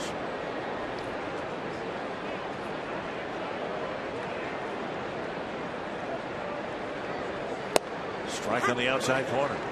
Well, like what Don Mattingly said, you know, I mean, the players themselves, yeah, all that turmoil, what's going on as far as the front office, but Mattingly says, I don't think it's affected my players. Yeah, maybe they've talked about it a little bit, but they know between the lines their job is to hopefully win ball games. They can't control that stuff's out of their control. Now the folks in charge of selling tickets, that's another matter, right, because they've had some problems out there, and financially the Dodgers are a mess right now. 1-1. Dunsing hoping to get off the mound here with a 2-run lead. Yeah, you don't want to make a mistake right here to Casey Blake middle in. You want to pitch him hard away. You go in off the plate. He's missing away. 2-1. His strike to ball ratio, which was very good through the first 3 innings, has deserted him here in the 4th and 5th.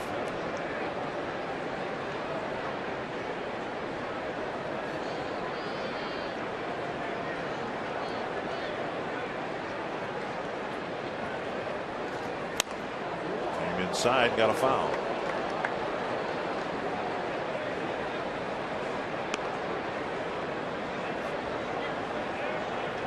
Two and two.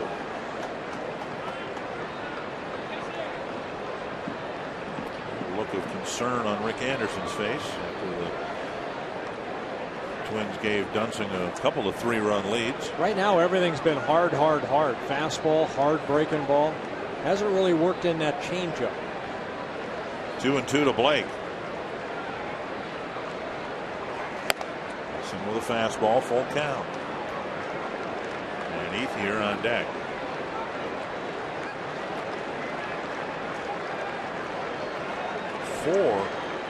Three walks in the last 10 plate appearances.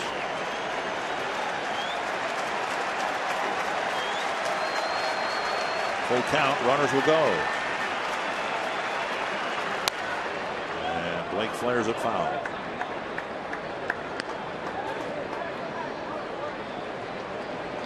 We have seen Dunsing when he needs a strikeout. Sometimes he'll go with that slider down and in. Now, Blake very aggressive at the plate. That fastball down, but Blake fouled it off.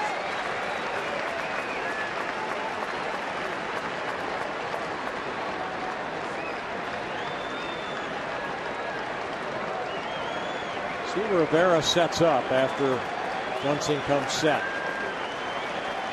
Outside again. Missed inside. And we've seen that even when Dunsing has struck out a couple of batters. His strikeout pitch has been way off target. So now they're loaded up, the tying run in scoring position, and Rick Anderson making his second trip to the mound. Well, I think this is a young pitcher trying to do a little bit too much rather than back off a little bit. Seen a lot of fastballs at 92, the hard breaking ball missing. And sometimes, you know, as a catcher, you want to mix in that changeup a little bit. And just giving Dunsing a little breather right here. This is what this trip's all about. A lot of pitches thrown this inning from Brian Dunsing. Of course, the most concerning thing I would imagine is you've got a pitcher out there now who's having a hard time simply throwing strikes, and his command within the strike zone suffers because of that. You've got a pretty dangerous hitter in Ethier at the plate. Dodgers have only left one man on. Dunsing trying to leave the bases full here in the fifth.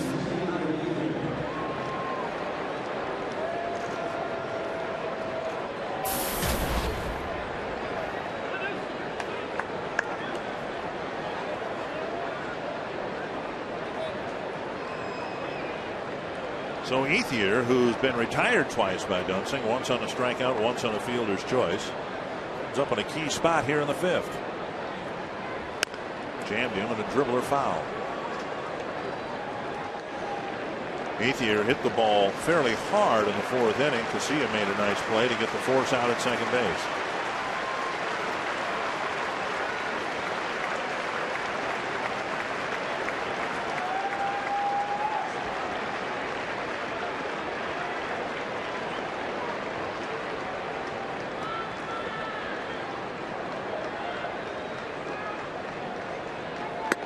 High.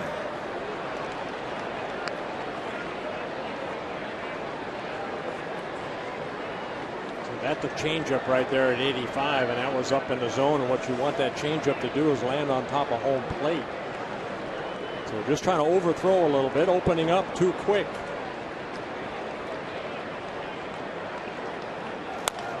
And fouled off a leg.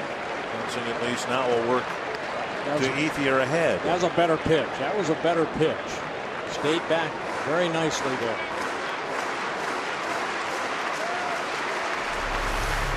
Stay on top of that baseball just like that. Good pitch.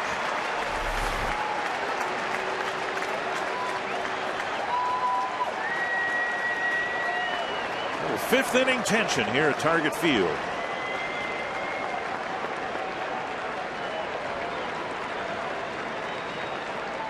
Bouncer up the middle, and it'll bleed through to tie the game. So Ethier on a 1-2 pitch hits a roller right up the middle, and it's 4-4. Tried to go back inside, but left too much of the plate, and Ethier just fought it off and hit it sharply up the middle. Rivera sitting inside, but the ball too much of the plate. And Ethier, a good hitter, coming in the game hitting .316. Picks up his 39th and 40th RBIs of the year. So now the game tied. The go-ahead run at third, 2 away, and Matt Kemp will hit. Kemp hit a line drive to Valencia in the second and drove in the first run in the fourth inning with a fly ball to center field. Some action in the Twins bullpen as Alex Burnett gets up.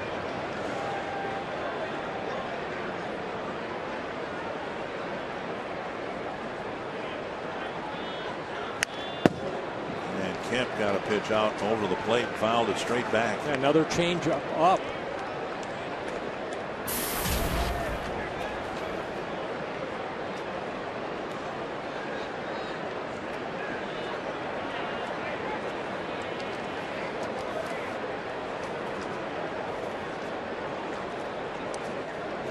A dangerous man at the plate in a tie game.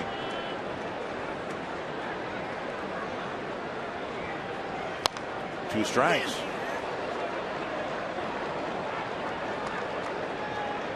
Kemp taking a little walk, a little upset at himself at that pitch.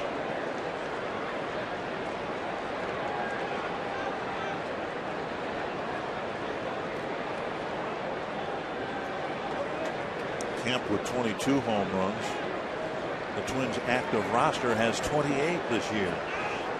This is not the man you want up there with 2 men on base. If you're going to go in, you go hard in on this guy. You don't leave a ball out over the plate. Just to make sure pitcher and catcher will go face to face. And this is a time here. I mean, he's been up the last couple times I've seen with that changeup up high. So you got to tell yourself, drop it right on top of home plate if that's the pitch that they decide. You're ahead in the count right here, 0-2. You got to trust your catcher to block it, right? You got to go ahead and run at third. Yep. Not a lot of room behind, behind Rivera either. As far as between the backstop and Rivera. 2 strikes to Matt Kemp. A high pop-up. Deep short left center. And Revere squeezes it to end the inning. 3 runs to the Dodgers. We got a tie game going to the bottom of the 5th.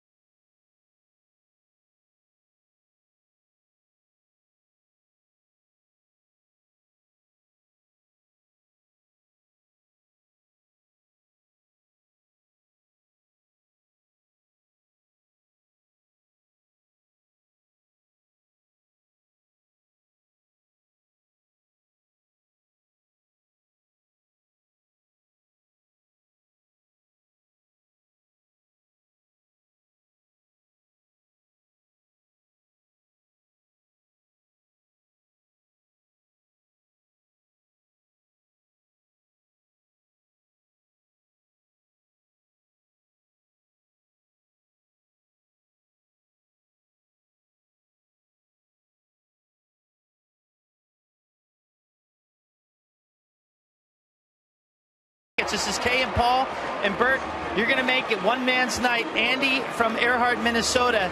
You get Kay and Paul. Look, Dad, Bert circled us. Andy, you can now go ahead with your fish fry tonight because your daughter and your son-in-law have officially been circled by Bert. He's a huge Twins fan and hopefully a good cook. Is he a good cook, Kay? He's an excellent cook.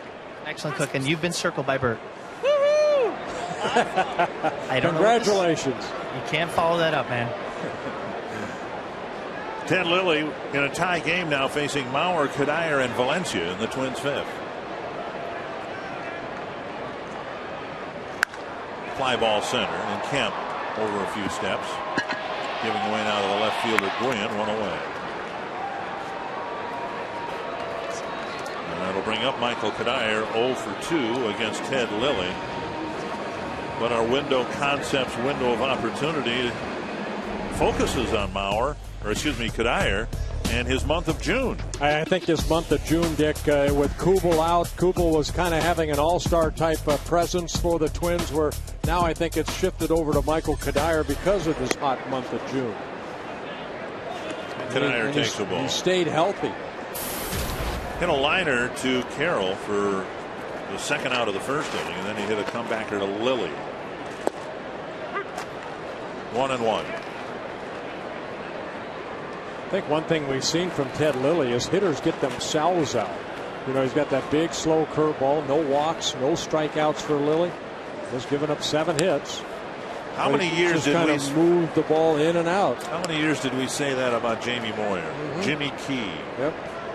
The finesse left-handers seem to last longer than everybody else. I played with one in Pittsburgh, Jim Rooker, that wasn't overpowering, but boy, he could hit his spots.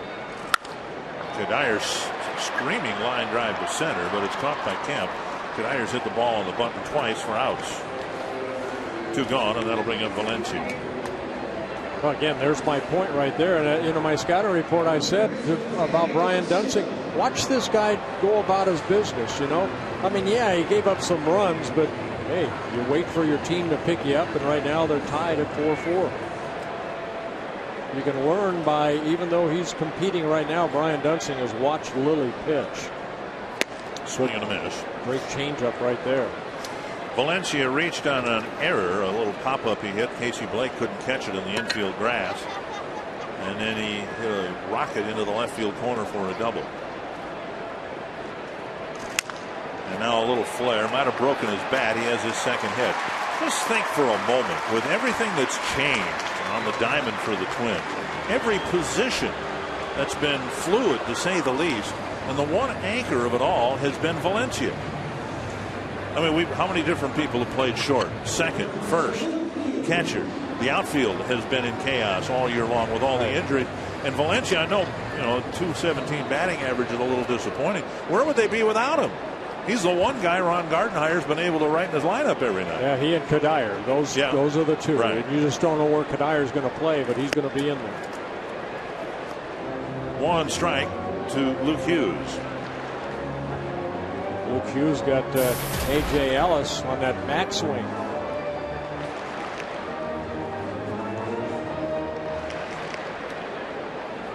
Hughes with a pop to short and a fly to center.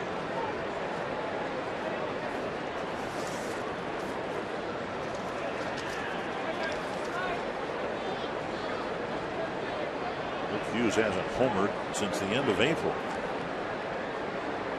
I got a call here. I like it. I got a call.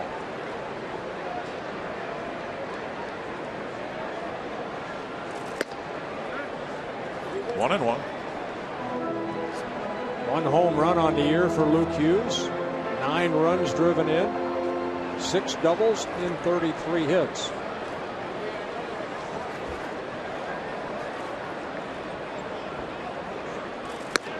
And now 2-1.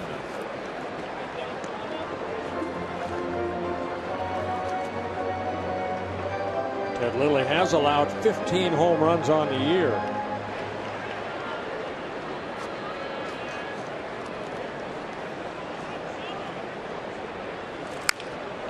High fly. Keep going. Deep to the left field corner. Good call. Give me 5. And the Twins are back in front.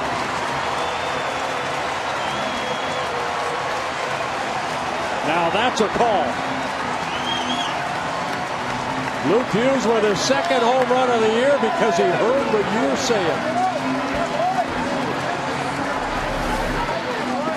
Lilly fell behind, came in with a fastball. Luke Hughes, open up. And driving that ball down the left field line.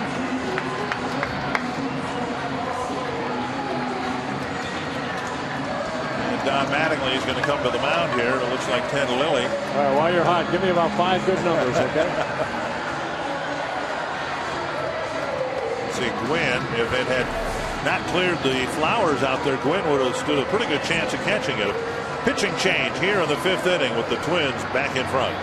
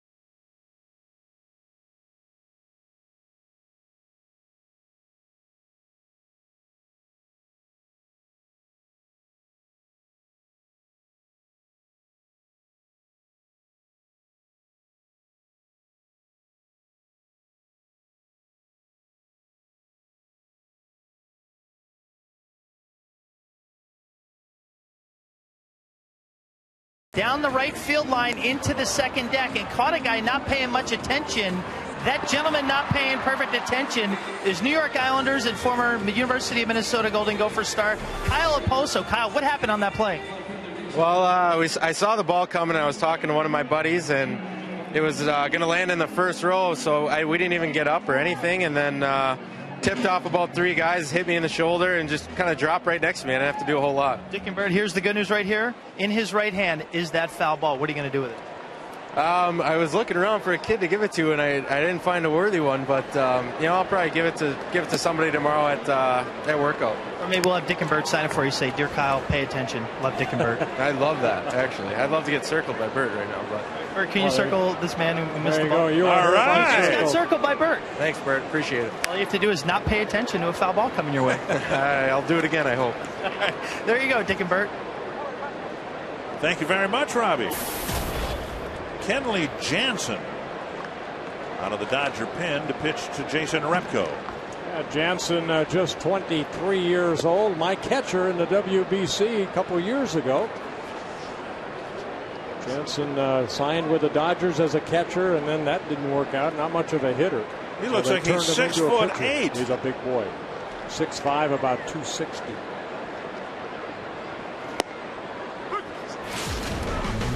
Here he is, 2009, behind the plate. Boy, does he have an arm. Watch this arm. We're going to show off, maybe some of his defense, but boy, he threw up. There we go. Boy, he had a cannon for an arm.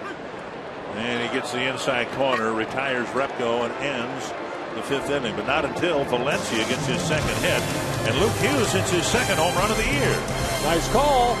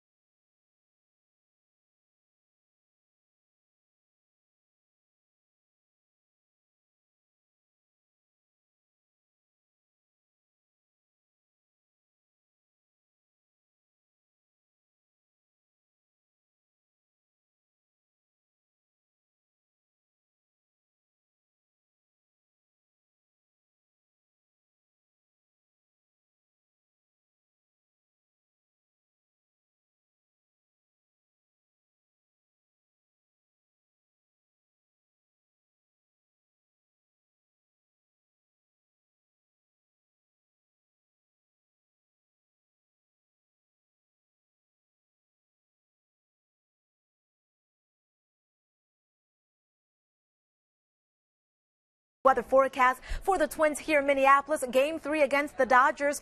Breezy, warmer, and more humid. Temperatures early on in the upper 70s, perhaps even getting into the lower 80s. All right. Should be another nice day tomorrow. Summer has arrived here in the upper Midwest. Juan Uribe leading off the 6th against Brian Dunsing, who's been handed another lead. Driven to the right field corner and foul, 1-1. Twins gave Dunsing a 3-0 lead, then it was 3-1, 4-1, then they tied it. The Dodgers did in the 5th, and now the Twins have put Dunsing out there on the hill with another 2-run lead. Very high, 2-1. His command seemingly was there in the first 3 innings, and it's left him in the middle. Right, he's up right now. He's got to concentrate on getting that ball down. Stay back over that pitching rubber a little bit longer and create a better downward plane. Right now, everything's belt high and chest high.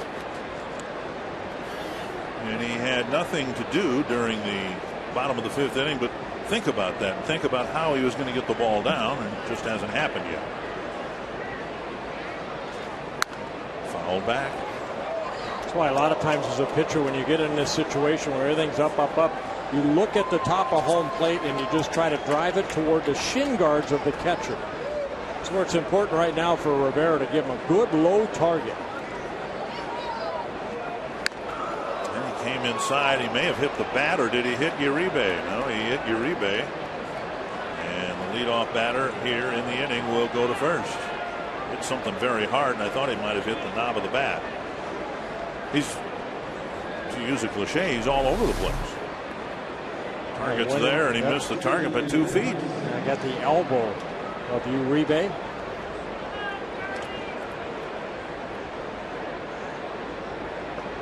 So the leadoff man on again here in the 6th. 4th inning, Dunsing walked the leadoff man, and it cost him a run eventually. So now Marcus Thames, who Dunsing has struck out twice.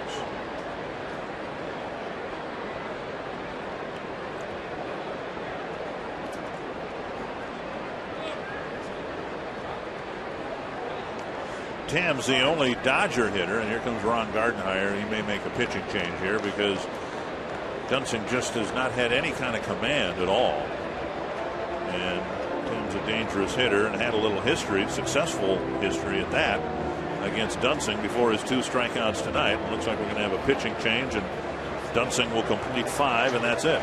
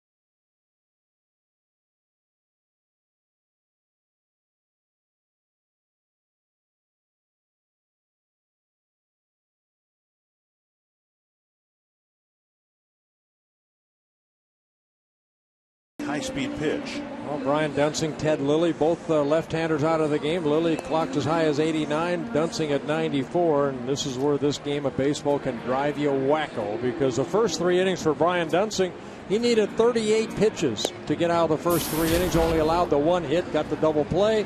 Then he walked, the first 2 batters in the 4th inning and never really got back into that groove that he was in early in the ballgame.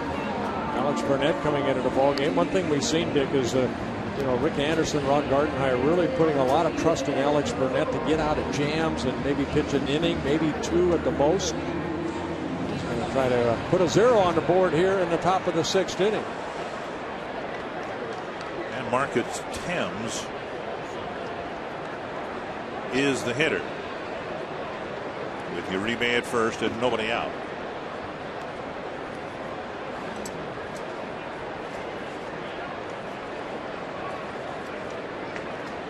Surprised that Don Mattingly doesn't pinch hit right here. He's got 4 left-handers on the bench. Strike 1.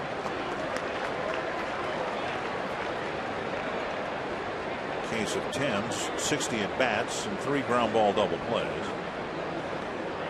Burnett, who has used a sinking fastball with some effectiveness this year, hoping to get a ground ball hit at somebody.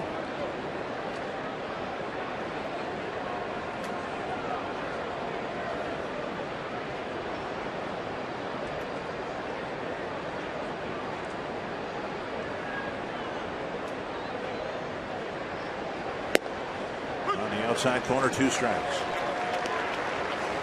You know, when you have a season, I was going to say, when you have a season like the Twins have had with the injuries, no one's had a season like the Twins have had with injuries, but what you rely on are players, and in this case a pitcher, stepping up into an expanded, more important role. And I think it's fair to say in the last month or so Burnett has done that. Bouncer left side, cut off by Valencia. Casilla guns it to first. There's the double play.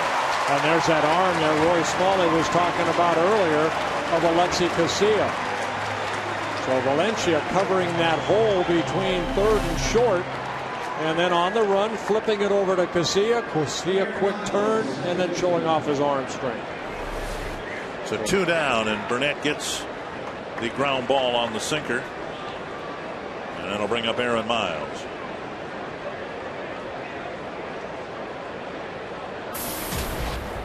The Dodgers only had 4 hits against Dunsing, and Miles had half of them. A single in the 3rd and a solo home run in the 5th. Strike on the corner. Yeah, Miles now hitting as a left-handed hitter, where he's hitting .273.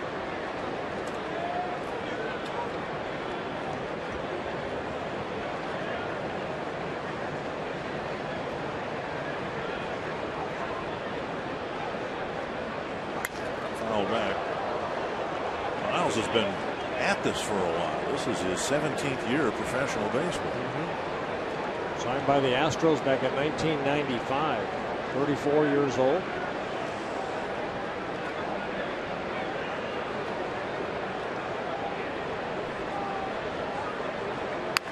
Bouncer to third. Backhanded by Valencia. Good throw on target and in time. Nice job by Burnett. He gets a couple of ground balls to turn into 3 outs.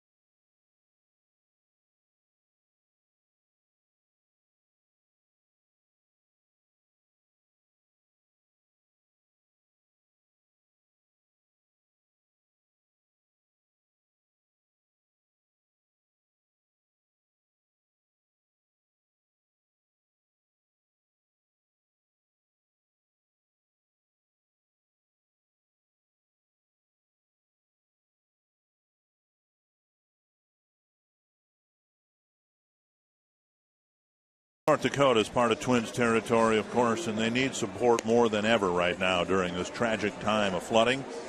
Please help the American Red Cross bring hope to Minot. For information about how you can donate, visit MinotRedCross.org or our North Supports page at FoxSportsNorth.com.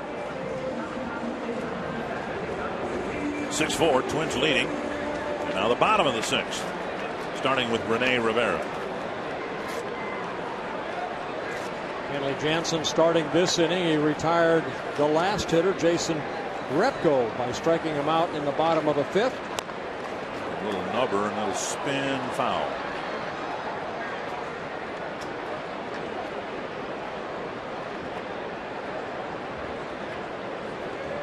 Rivera drove in a run with a single.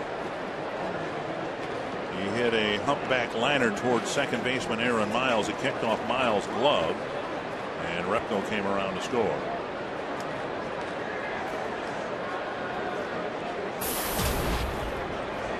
Mets beat the Tigers 14-3, so the game that the Twins lost to Detroit last night in the standings can be made up tonight. In the dirt. You know, I had a chance to work with Jansen a little bit in the WBC. He was mainly the catcher, but there was already rumors at the WBC that the Dodgers were going to turn him into a pitcher. Not much of a hitter, a minor league hitter, just a .230 minor league hitter. But they loved his arm. Kind of a version of Sergio Santos now of the White Sox, who's their closer, a position player for most of his professional career. Yeah, he came up last year. Now he's had some arm problems this year, but last year 25 appearances, a 0.87 ERA and 27 innings. He allowed only 2 earned runs.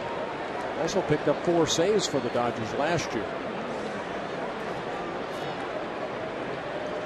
Good kid from Curacao. 3-1.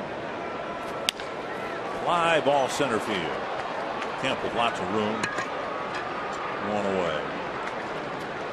I saw, was it last night or the night before, another guy on that team now in the Twins organization. Tommy Stupbergen. Right, he did awfully well. 6-7 innings last night. I've been giving him heck on my Texas. Didn't go all the distance? Or? No. He had been struggling a little bit, and then he was hurt a little bit. And I told him that you've got to get healthy if you want to move up the chain in the Twins organization. And he's pitched very well as of late, working his tail end off. I told him to do a lot of running. And what a place to run, Fort Myers, Florida, this time of the year. So Tommy probably, last time I saw him was probably about 220. I'm guessing he's probably about 160 now. Here's Nishioka, 1 strike. 1-1. Another pitcher we had too, Rick Vanderhurst, with the Baltimore Orioles AAA. We send Texas back and forth, and he's doing pretty well down in AAA for the Orioles. This to left, and Gwynn comes in for out number 2. That's what I enjoyed about the WBC, the relationship with the kids, especially seeing them come up, like Jansen here, and then, you see Tommy Stupbergen trying to get to the big leagues one day, and Vanderhurst's been there, but now he's kind of fighting his way to try to get back up. He was up with the Marlins, now he's trying to get back up with the Orioles. So if they asked you again, it would be my honor. Okay. It would be my honor. Here's Ben Revere. A couple of singles. He's reached all 3 times, including on a fielder's choice as last time. Ball 1. The WBC, I guess, is scheduled again for 2013. And I really hope that they condense the WBC. They can not play as many games and do it a little bit quicker. I know that they expanded teams, but it just still, out of all those teams, there's only still, I believe, 16 in the final. They've added a lot of new countries, where baseball is now international. Those new teams have to qualify to become part of the 16, and the Dutch are in there already. They're kind of grandfathered in. Revere takes inside, 3-0. Casilla on deck. Plus, we beat the Dominican twice. How'd you do that? Mirrors, believe me. Scored what, 4 runs or whatever? I think we scored 3 runs. A 4-pitch walk puts Revere aboard. We'll see if he's intent on stealing another base here tonight. Yeah, beat them 1-0 and then 2-1 in extra innings. Tomorrow afternoon, it's another Rasmussen College Student Day. The Twins hosting the Dodgers. Standing room only tickets are half price for students with valid ID. Tickets are available on the day of game only, and they are limited, so make your plans to come out early. For more information about Rasmussen College Student Day, go to twinsbaseball.com. Now with Ted Lilly on the mound, Revere stole 2 bases. Stole second once and third once. Jason Repko stole a couple of bases. A little high to Casey Blake. Now this is a big man. We're talking, a guy that's going to take a little bit longer to get that ball toward home plate. See if Rivera can read him. And they call a balk. He did not come to a stop. And these are all things that you would look for, wouldn't you, if you had a former position player who is still fairly new to pitching? Yeah, you know, you think about, okay, this guy's fast at first base. I don't want to, you know, right there, you got to stop. And that's what second base umpire Jeff Nelson saw right there. You have to come set just a little bit. I don't know why they have that rule in. How many balks did you get called for in '88? None. Everybody else did, but you. You're the guy. You're the reason for the rule change. I never balked. I'm telling you. I came set. It was just a quick set. Next time I see Whitey Herzog, I'm going to ask him about that. We'll probably see him in Cooperstown. That's right. 1-0 to Casilla. Base hit to the outfield. Should get the Twins another run.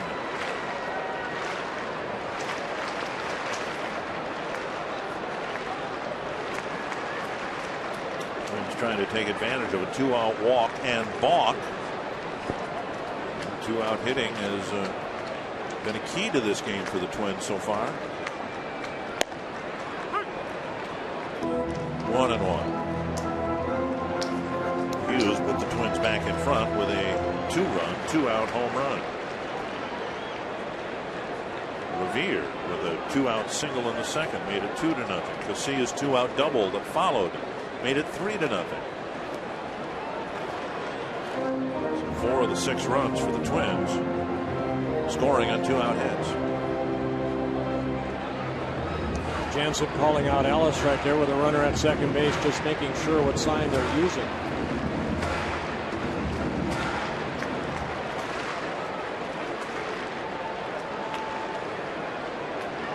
One and 1 to Casilla.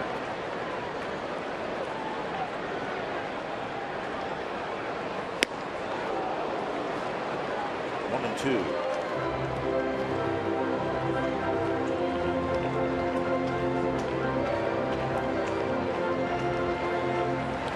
Casilla trying to extend the inning and set up Mauer for a run producing at bat. And there's strike 3. And the Twins leave Revere at second. We go to the 7th. The Twins up by 2.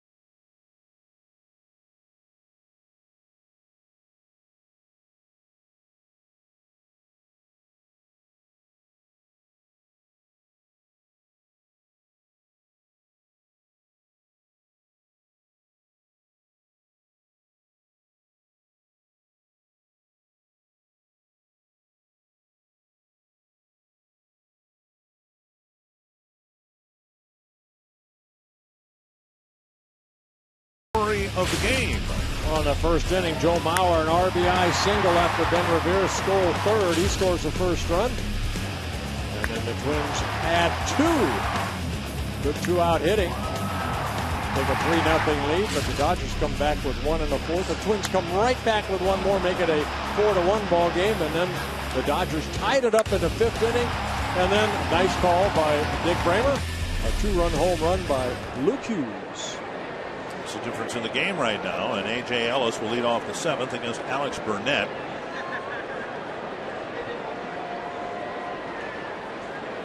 Up high, ball 1. Now Burnett did such a good job in the 6th inning, but now he's being asked to get through the 7th. He's got some relief help warming up behind him. He threw only 6 pitches to get the 3 outs. Couple of pitches up high, 2-0.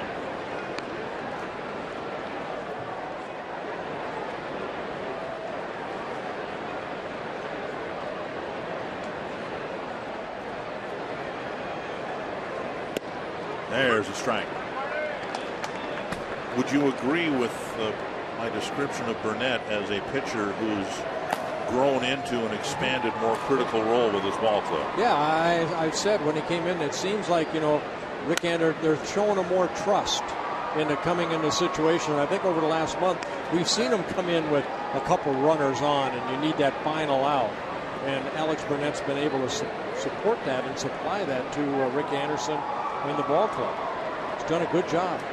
The numbers, you know, are still high as far as ERA and all that stuff, but a lot of that coming early in the season. And now a full count. The last thing he wants to do is to fall into the trap that Brian Dunsing fell into, where leadoff batters reached without getting base hits. There's a leadoff walk and a leadoff hit batter in the sixth. Full count to Ellis. A tapper foul.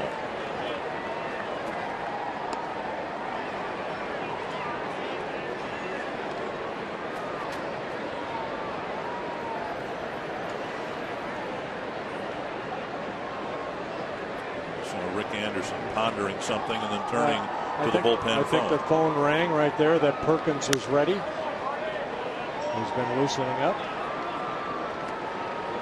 Another 3-2 foul.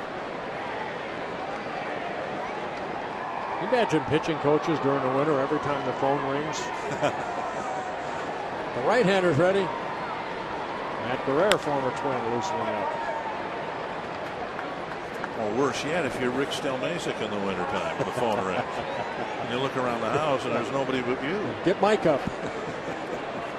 Kathy, get up.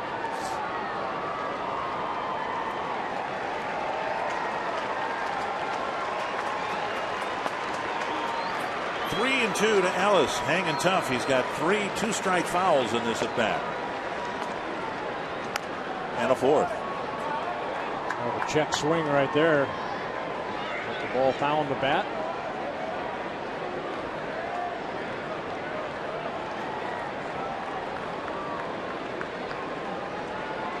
A battle here to start the 7th inning. And a roller to the right side. The battle won by Burnett, 1 away. He threw more pitches to Ellis to start the 7th than he did to get the 3 outs of the 6th. 1 down, and now Jamie Carroll.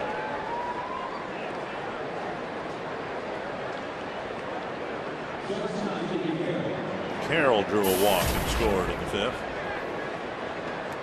2 of the 4 walks that Dunsing walked ended up scoring.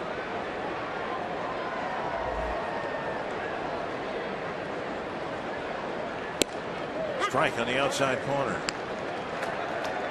Good slider.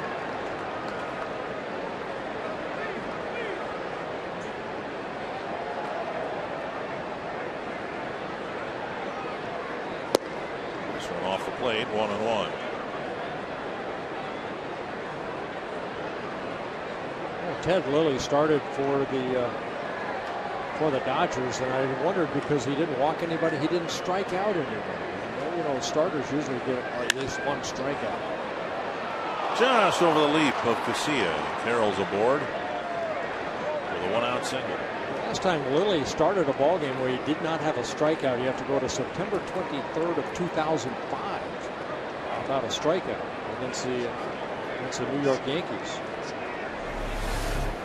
Casilla going back and then getting up as high as he can, but the ball hit over his head.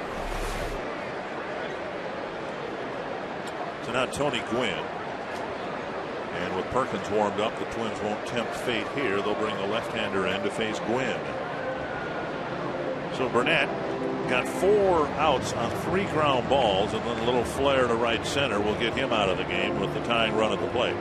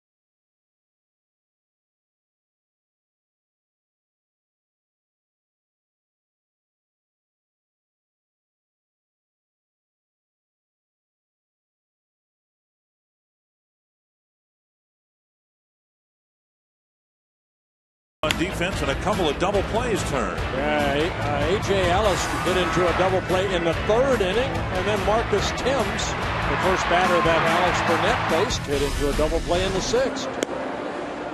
Glenn Perkins will hopefully get a double play ball here, making his 27th relief appearance. Perkins spent about a month on a disabled list with that right oblique strain, activated on June 16th. Pretty good numbers, 27 strikeouts, 11 walks in 27 innings pitched.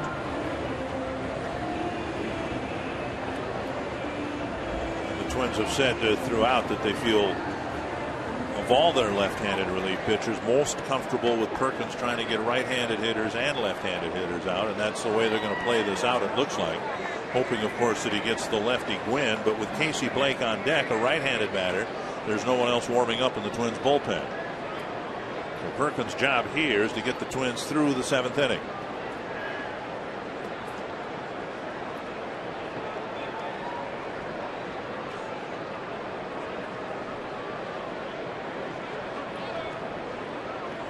And Rivera going to the mound.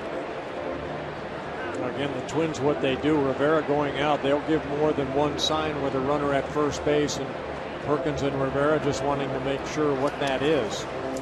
See a lot of clubs that, you know, with a runner at first, they'll just give one sign, but the Twins like to give more than one.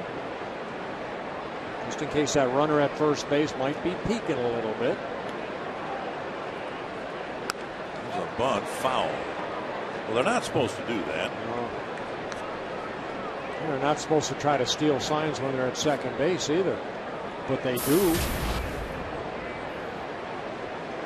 Thankfully, you pitchers have so much moral integrity that there's nothing illegal or unethical that's done out there on the mound.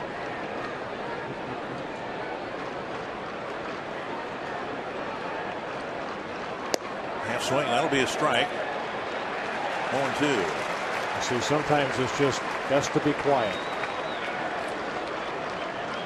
You could put a foreign substance in the ball. You could scuff the ball. You really? could do all sorts of things out there, but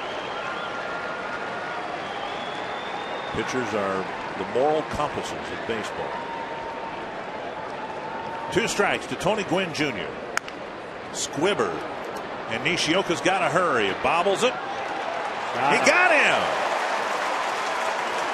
Nishioka almost had that ball roll through the webbing of his glove, and somehow on a very close play he got the out of Tony Gwynn Jr. Yeah, right off the end of the bat, the ball squirted past Perkins, and Nishioka had to come rushing in to get the speedy Gwynn right there. You saw the ball kind of roll up, but he's able to get something on that throw. And he ran all the way to home plate after that to give Rivera a high five. He was safe. He was out. Here's Blake. And a fastball, strike 1.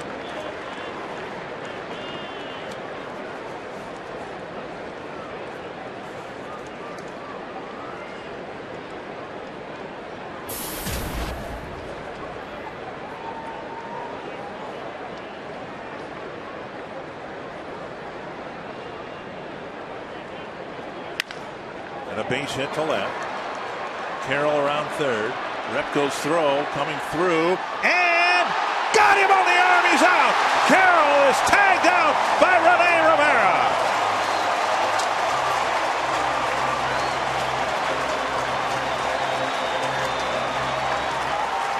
Time for the 7th inning stretch, brought to you by Medica.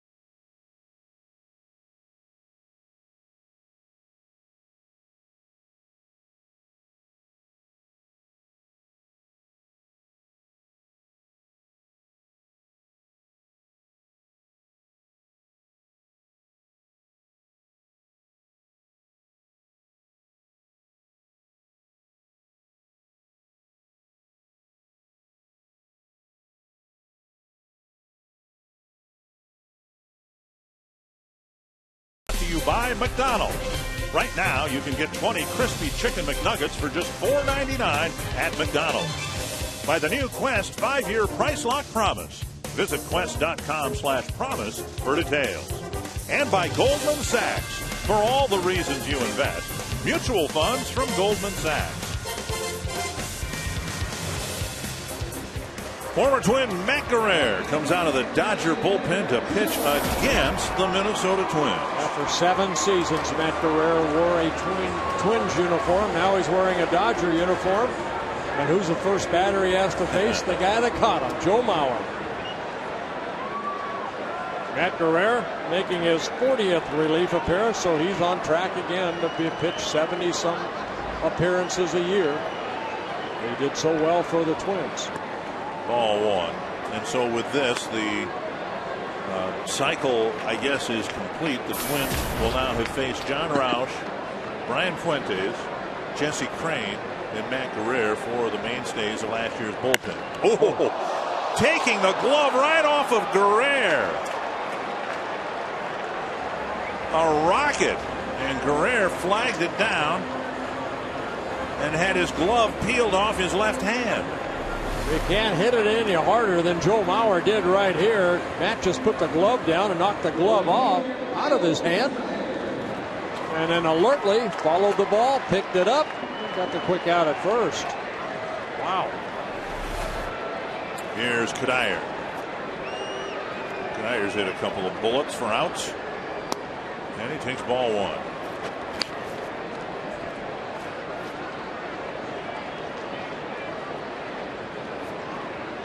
Came up with the Twins in 2004.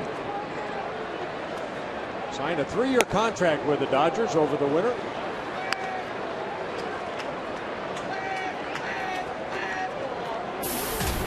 One and one to Kadire.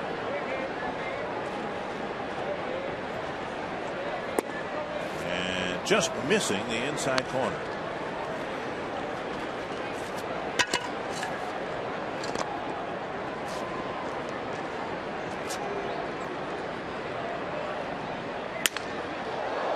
Busted bat and a bouncer to short.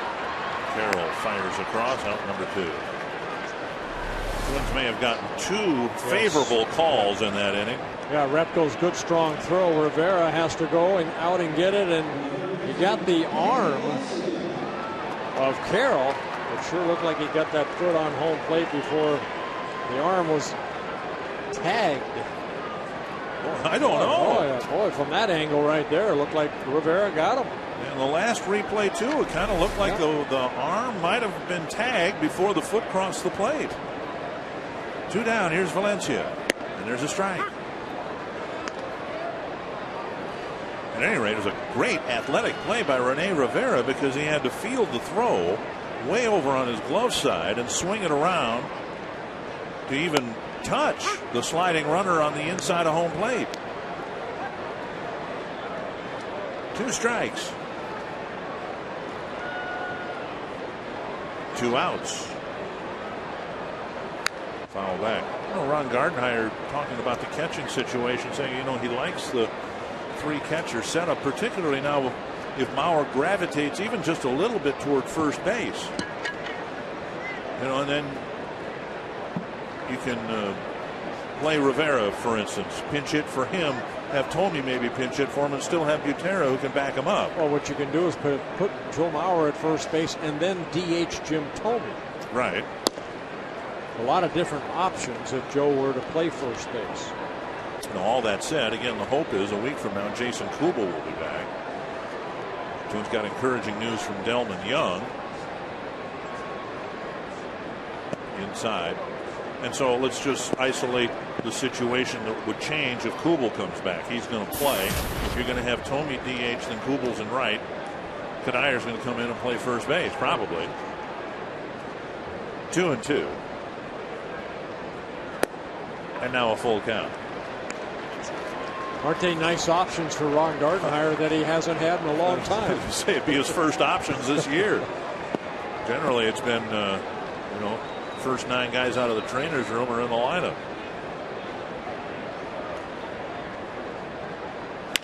Little roller. And Carroll. ends the inning.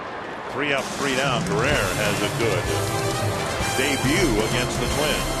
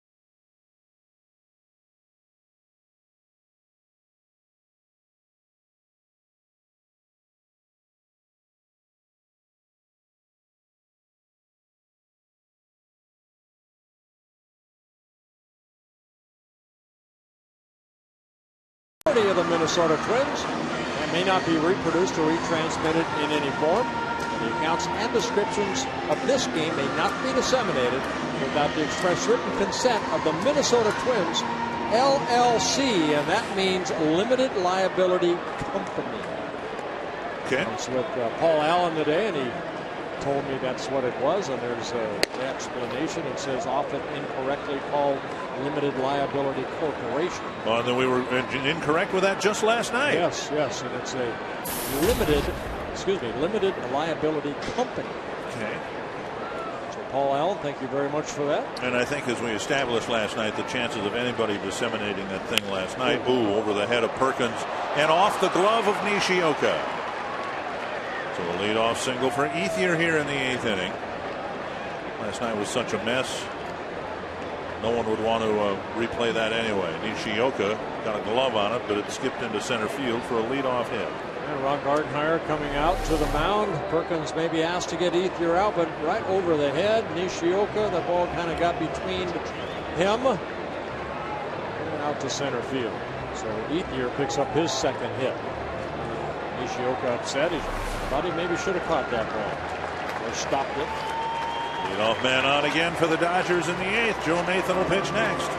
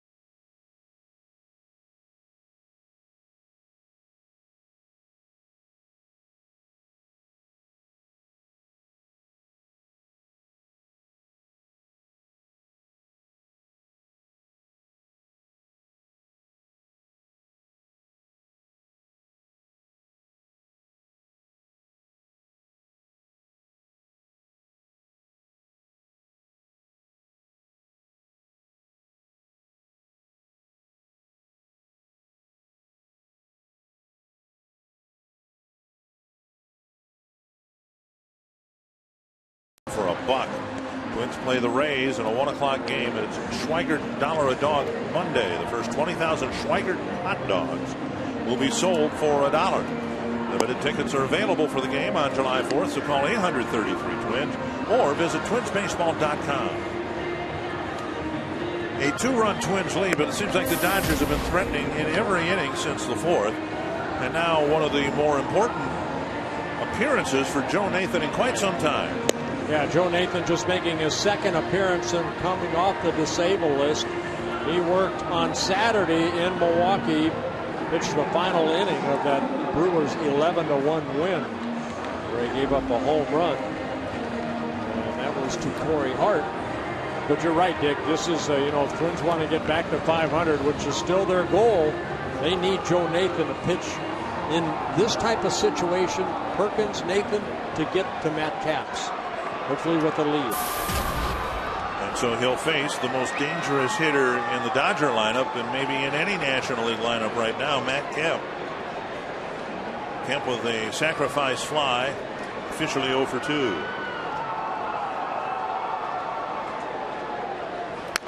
First pitch, foul back. This will be the role the Twins will rely on Nathan fulfilling, with Matt Capps closing games, these critical outs, bridging the game from the 7th to the 9th. Kemp might have got his pitch right there and missed it and fouled it straight back.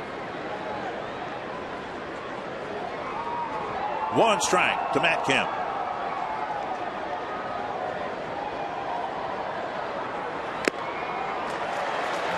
And a foul tip, 2 strikes. Joe telling me that through the rehab he has gone through that second time around, as far as he feels like he's finishing his pitches better.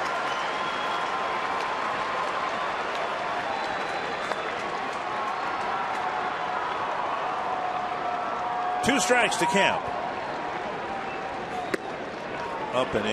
And what I mean by finishing his pitches better is he's working out front. He's not leading with his palm. He feels like he's able to use his wrist and get that ball down in the strike zone. 3 straight fastballs to Kemp.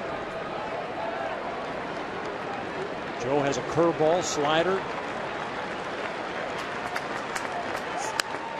Another fastball at 92.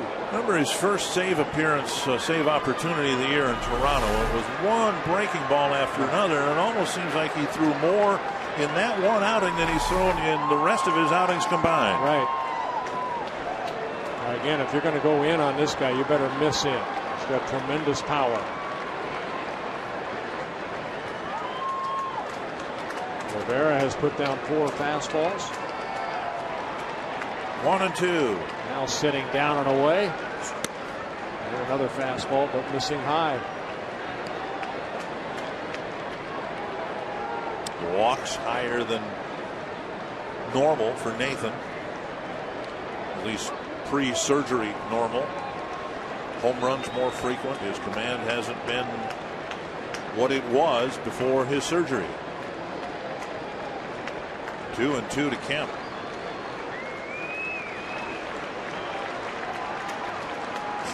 Got him. A nasty fastball just off the outside corner. That's the pitch I'm talking about, Dick, where he finished it. You can see the location, working out front. See the hand right there out front, and good movement down and away. And Kemp, he went out of his swing zone, hoping to maybe foul it off, but ends up being a strikeout. And now Uribe. Hitting the elbow by a pitch. He was the last man Dunsing faced in the 6th.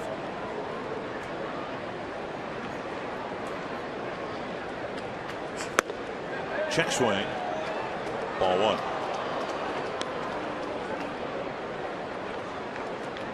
Now, they keep talking about the velocity of Joe Nathan, but when you're throwing 92 and then what did he top out? Maybe 94, maybe, a couple years ago at 96, but after the Tommy John, it's more location than it is velocity. He has good velocity. Popped up toward the seats and back in them.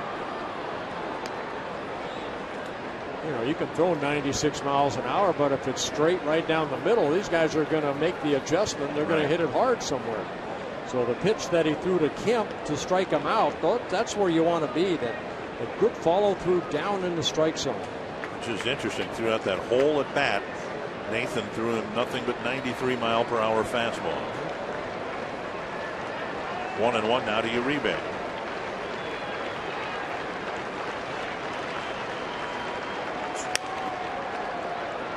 Rivera set up outside, the pitch over the inside corner, and another foul ball. Yeah, 9 pitches. I don't believe he's thrown a breaking ball yet. They've been all fastballs.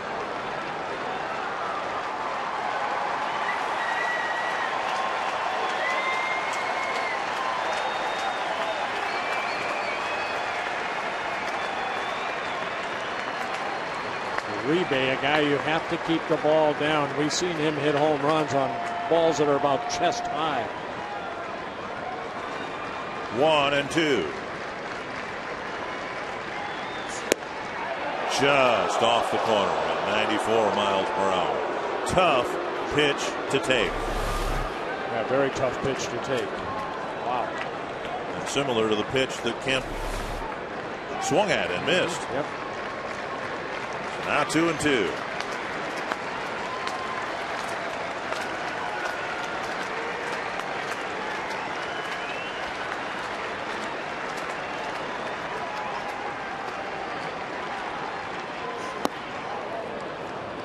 Might have been the slider right there, and he missed down and away.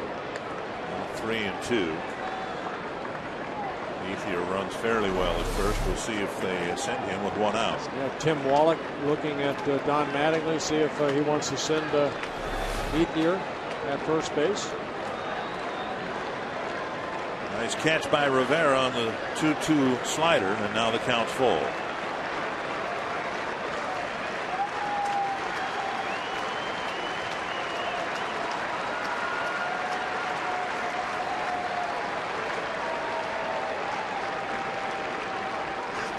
Sharply hit. Nishioka. Casilla. And Casilla's throw high. And Uribe will reach on a fielder's choice. Yeah, that ball right there, you'd like maybe Nishioka to throw the ball to him quicker right there. It looked like he did the old shovel pass, and by the time Casilla could get there, the runner, Ethier, was right on top of him. Watch this ball right here. Just throw it harder to him. That ball took a little bit extra time, and then the throw high pulls Hughes off the bag. So now James Loney will hit in the spot previously occupied by Thames. This is the pinch hitting move you were thinking of back in the 6th inning. Thames bounced into a double play after the pitching change, and the hit batter. And now Loney will hit with Uribe at first. Nice ball down and away.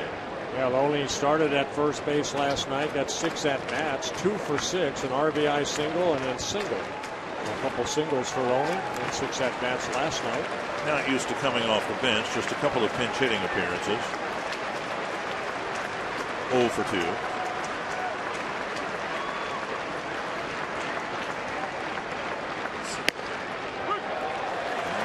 On the outside corner.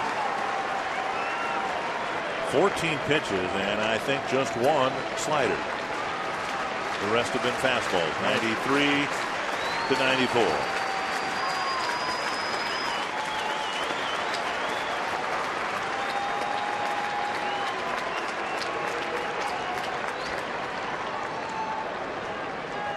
One and 1. 2-1.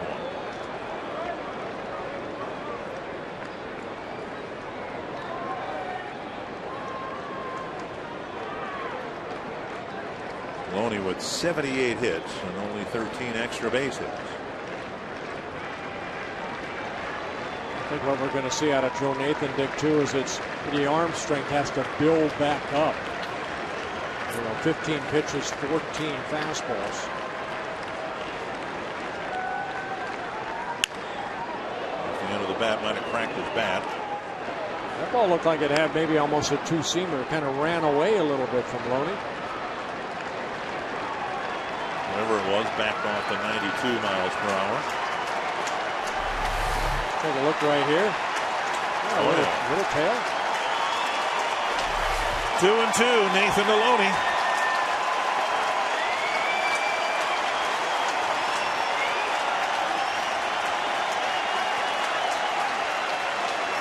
Oh, this is if he had confidence in that curveball that we've seen Joe over the years. Drop that baby on him, might freeze him. Hasn't thrown it all inning long.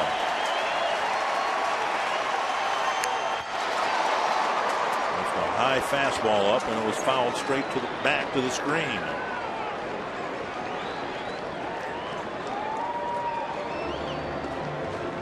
And Rivera out there to chat with Nathan.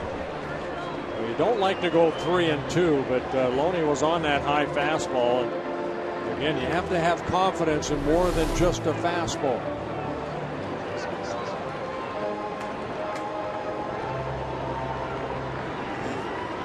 A dangerous pitch. Yes.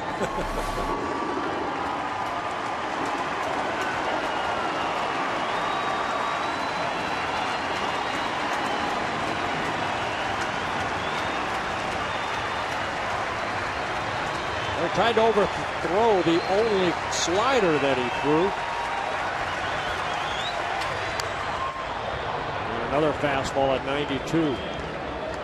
18 pitches. We think 17 fastball.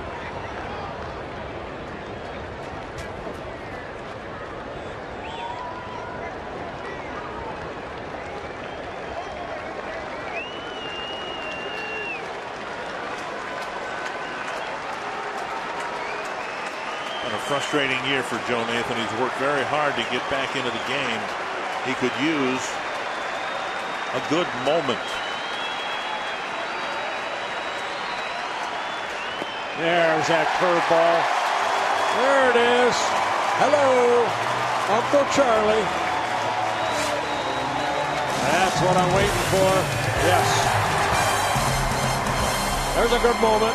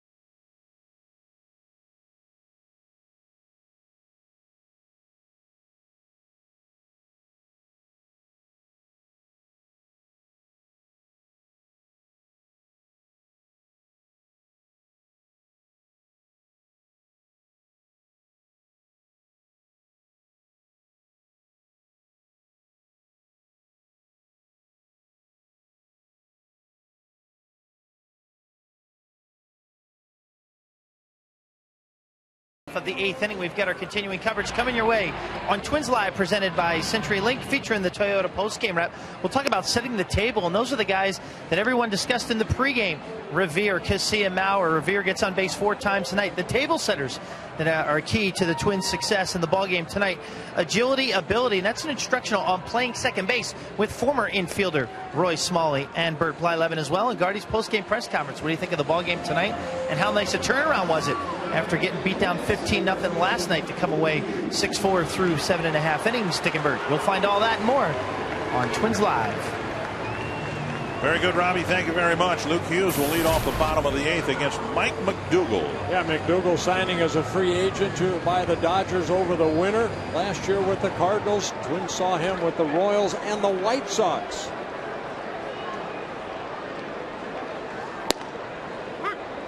A hard thrower who has had control issues in the past.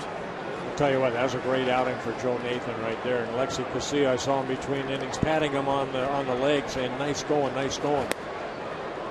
Well, beyond the nice moments, something too, I think, for Joe to build on. And clearly, he was a pitcher who had lost some confidence after missing some saves in St. Petersburg. And it'll be a gradual process back, but a very strong step forward tonight. Well, you mentioned it, Dick. I mean, he has worked his tail end off to get where he's at. And you need good moments, and that was a great moment for Joe Nathan. Good strikeout right there. 1-2 to Luke Hughes. Will be followed by Jason Repko and Rene Rivera.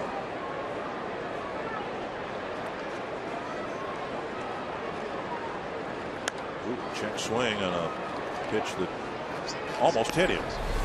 1-2. Here's the Pepsi Max in-game box score. I think what we've seen here tonight that we haven't seen it for a while. Ben Revere kind of got the offense going. Casilla 1 for 3 with that double over the head. Was thrown out at third. Mauer picked up an RBI single. That's up the line. It's going to be a really tough play for Uribe, and they call him out.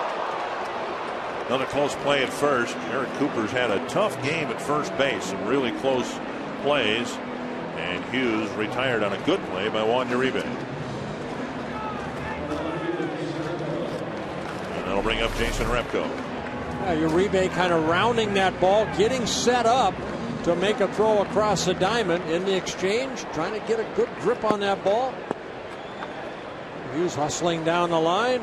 Casey Blake kind of pulled his foot. Oh no, kept his foot on the bag. Well, Uribe's going to have another chance. Put that in your back pocket. So Uribe 1 for 2 in throwing out base runners on little nubbers in front of him. And Repko aboard with 1 out. Yeah, Repko picking up his second hit. And Jim Thome looks like he's going to hit for Rene Rivera. No chance to get with Repko. And this is the scenario Ron Gardenhire was speaking about, although he was talking about it playing out this way with Mauer at first base. Mauer, the designated hitter, and by keeping 2 catchers, he can pinch hit one for the other, or pinch hit for one catcher with a Jim Thome when he's not in the lineup. Well, he has the option now. Do you lose your DH and put Joe Mauer behind the plate, or do you have Drew Butera? So he's got Drew Butera there. Or if Jim Thome hits right now, then you've got to move Joe Mauer behind the plate. Now you're only down to 1 catcher. Gardy over the years have always wanted 3 catchers, even with Mike Redmond here backing up Joe Mauer. And a fastball, a strike.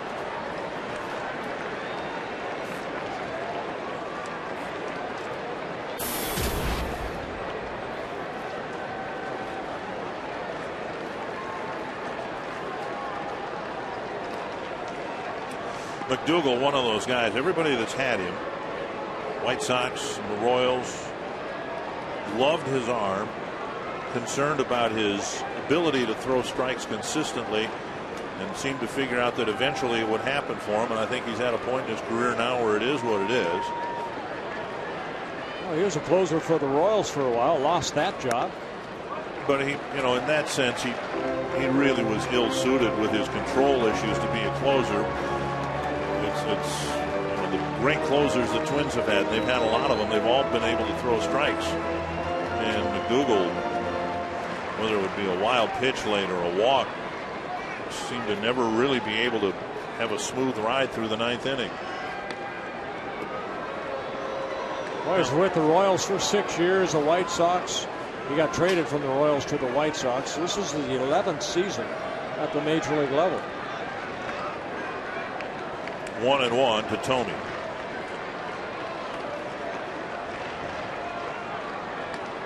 The Twins could say the same thing about Jim Hoey. Hoey, a lot like McDougal, throws very hard but has a hard time throwing strikes. Good example.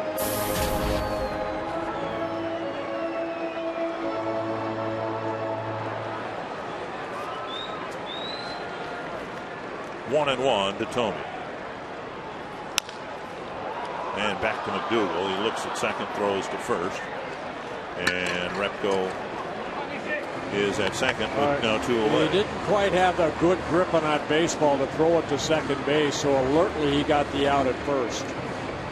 Kind of leaped to get that ball, and I don't think he got a good grip on that ball to make a play at second base, but Repko does get into scoring position. Well, here's Nishioka 0 for 3 after a 2-hit game last night. Trying to add an insurance run for the Twins here in the 8th. Twins have pounded the ball into the dirt 3 times against McDougal. Hughes was thrown out. Repko hit it so slowly he was able to beat it out. And then Tomey chopped one back to the mound.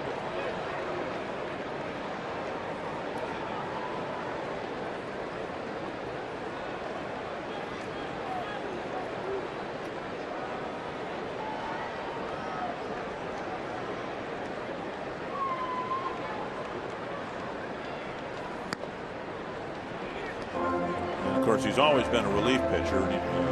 McDougal has, so it's not the best stat to give you, but for 9 innings pitched, he's going to walk 5.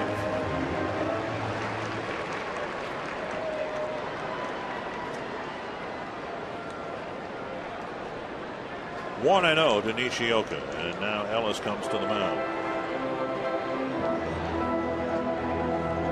And Ellis wanting Jamie Carroll to come in. Repko's been getting a pretty good lead at second base. And Katz looks like he's ready.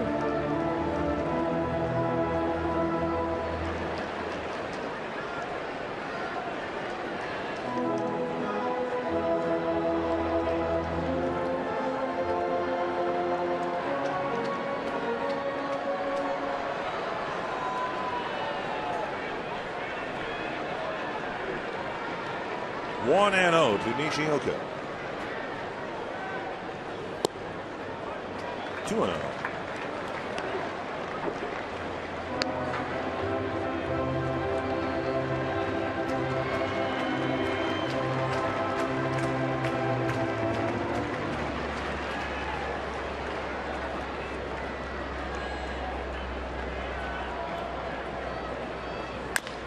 Another chopper. McDougal nearly pulled the first baseman Blake off the bat. It'll be a 2-run lead for Matt Capps as we move to the 9th.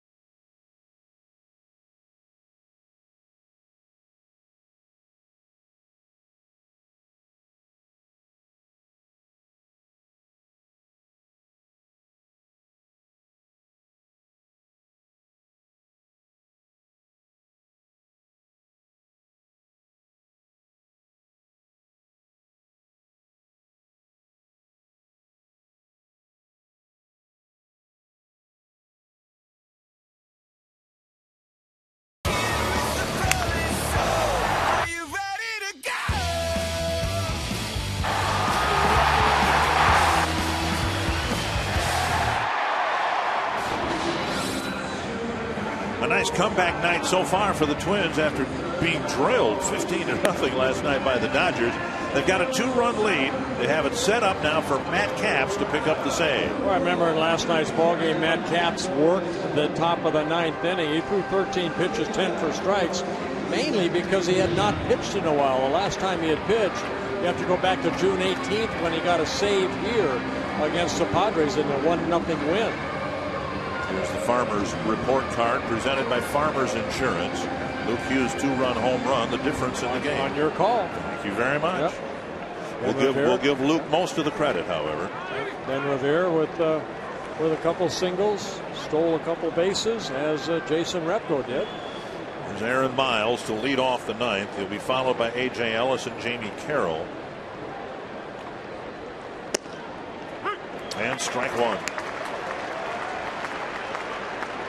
Trent Olchin, who got a 4-hit night last night, including a home run available on the bench.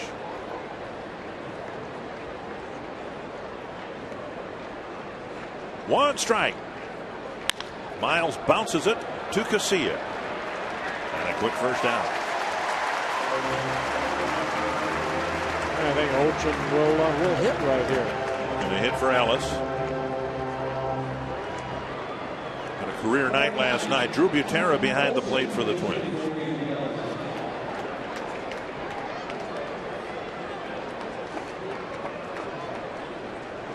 So the difference in the game right now, the home run hit by the Twins Australian native. And now the Dodgers send up theirs in the hopes he can deliver a big hit in the 9th inning. I hope he doesn't, mate.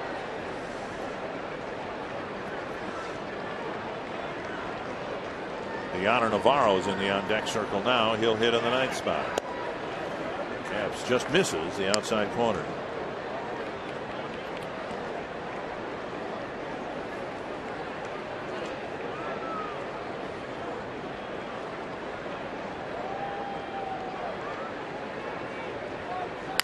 Sliced foul, 1-1.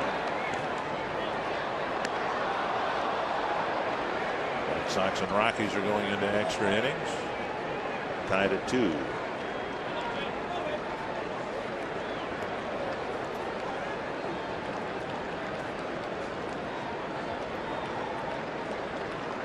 One and one. And Trent Olchin.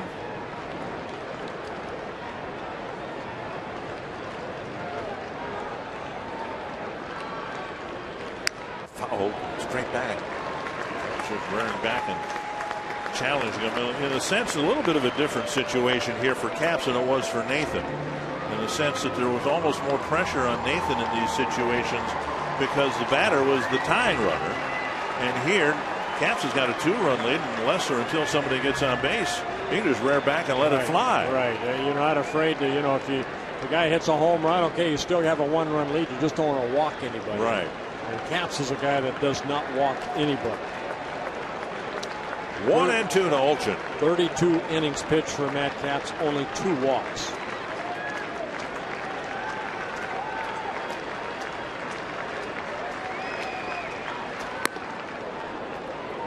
And chest high.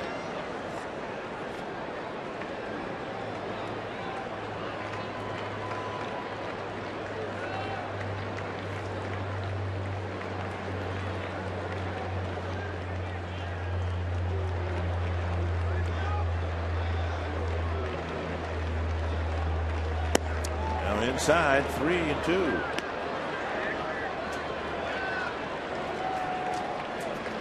Capps almost never walks anyone.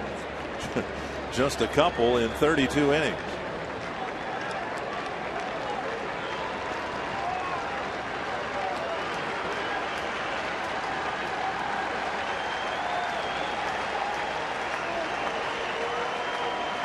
Full count to Olchin. To the left field corner, twisting, foul by about 1.5 feet.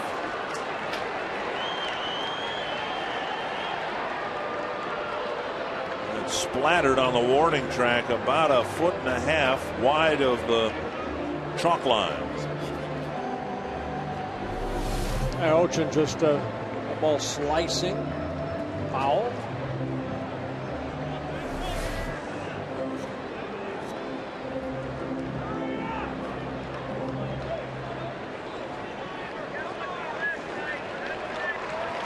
Twins, the last save the Twins had was Matt Capps back on June 18th here against the Padres again in that 1-0 win that Baker pitched so well.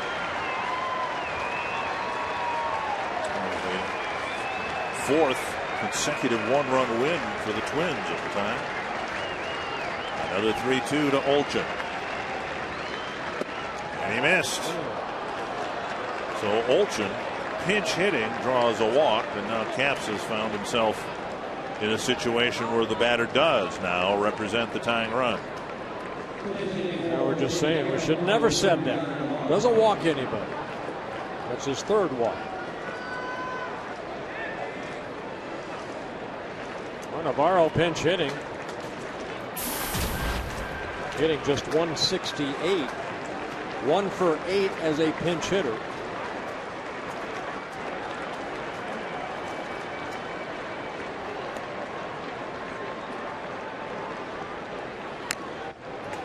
And he fouls one straight back.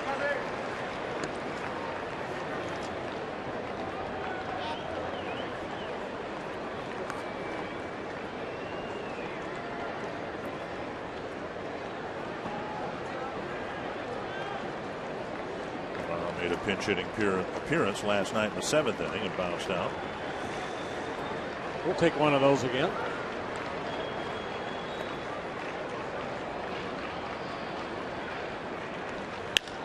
That's down the left field line and into the seats. 2 strikes.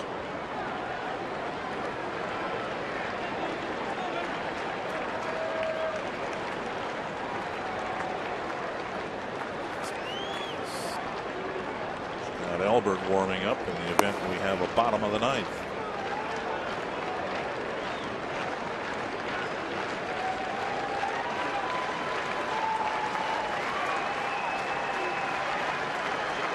Oh, and 2 to Navarro.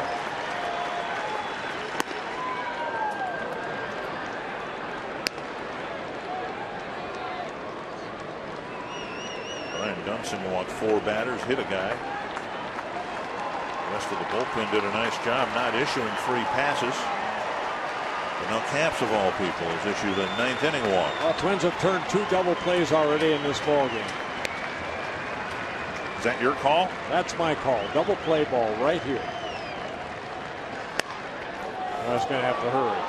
Sprawling on the mound, Capps makes a great play to get the out. Matt Capps falling down and was able to make the catch and gather enough of himself to make the throw. Like a big cat right here. Look at Capps. Spins around. He falls, gets up, and from his knees, able to get Navarro right off the end of the bat. He stopped the ball there, got the out at first for the 2nd out. You're not going to use that play to further your case that pitchers are the best. They are the best athletes. Look at that. I mean, his momentum was going toward first base. He had to spin around and do a couple somersaults and then catch the ball. When his baseball career is over with, he's got a job waiting with Cirque du Soleil. Tony Gwynn, the hitter. And Capps wants time, and he wants to talk to Butera. Make sure that they know what signal they're going to use here. We're now with a runner at second base, I would imagine.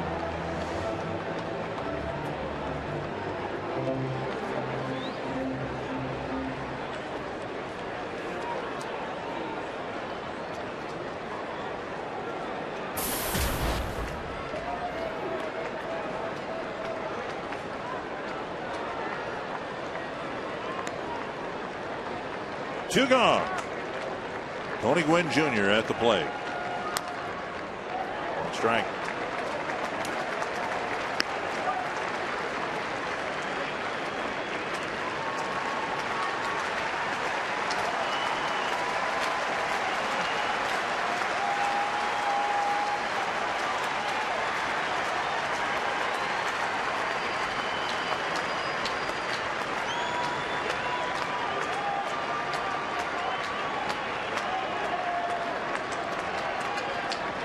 One strike to Gwynn. Now a ball.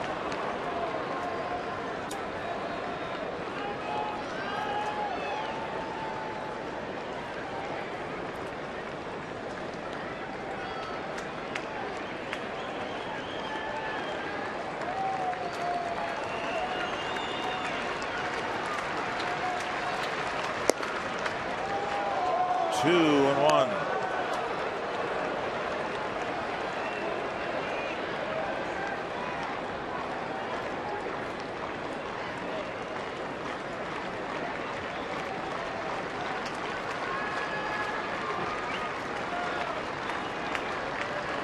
Olchin at second base. The runner that matters in the box, Tony Gwynn Jr.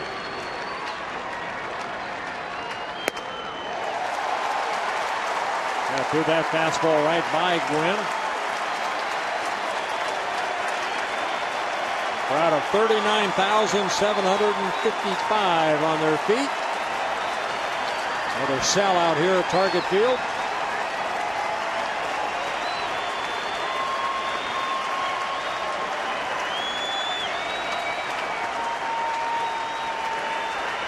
Two and two to Gwynn.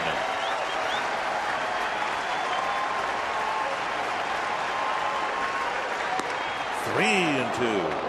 Casey Blake on deck.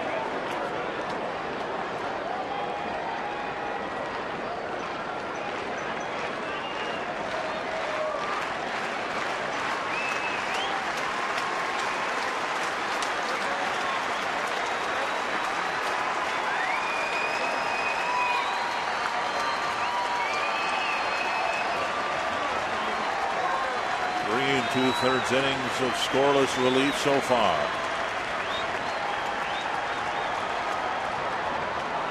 By Burnett, Perkins, Nathan, and now Capps. Butera put down some signs. Capps called them out. They want to make sure they're on the same page right here. What does Matt Capps want to throw? Tony Gwynn Jr. 3-2.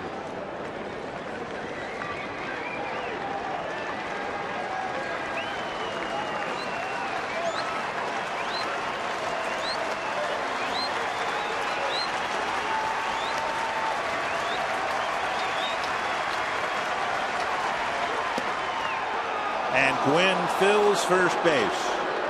And Capps, who has walked two guys all year long, has walked two here tonight in the ninth. He tried the slider and missed low. I wonder why managers are great. Here's Blake, who's reached his last three times on a pair of walks and a single.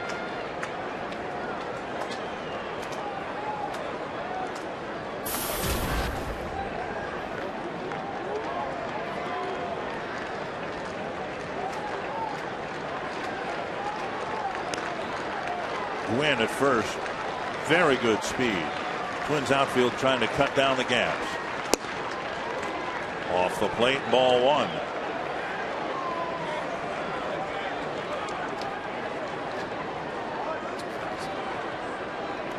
He pitches, 10 balls, 10 strikes for Matt Capps. Slider, ball two. And Rick Anderson going to give Capps a little breather right here.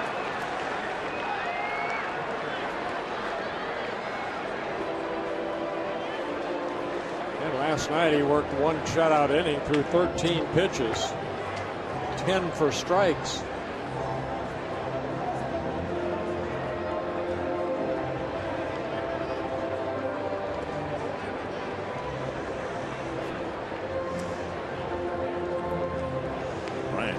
Normally with really good control, and he was kind of all over the place. And now Capps among closers with good control as there is, and now he's struggling. 2-0 to Blake, who still is a dangerous hitter. Has come up here in a key spot in the ninth inning. 2-0.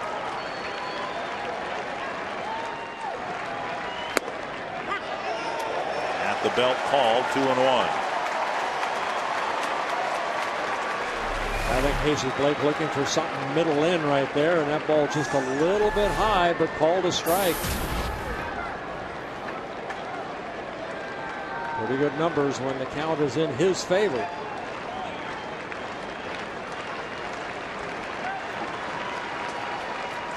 Bouncer right side.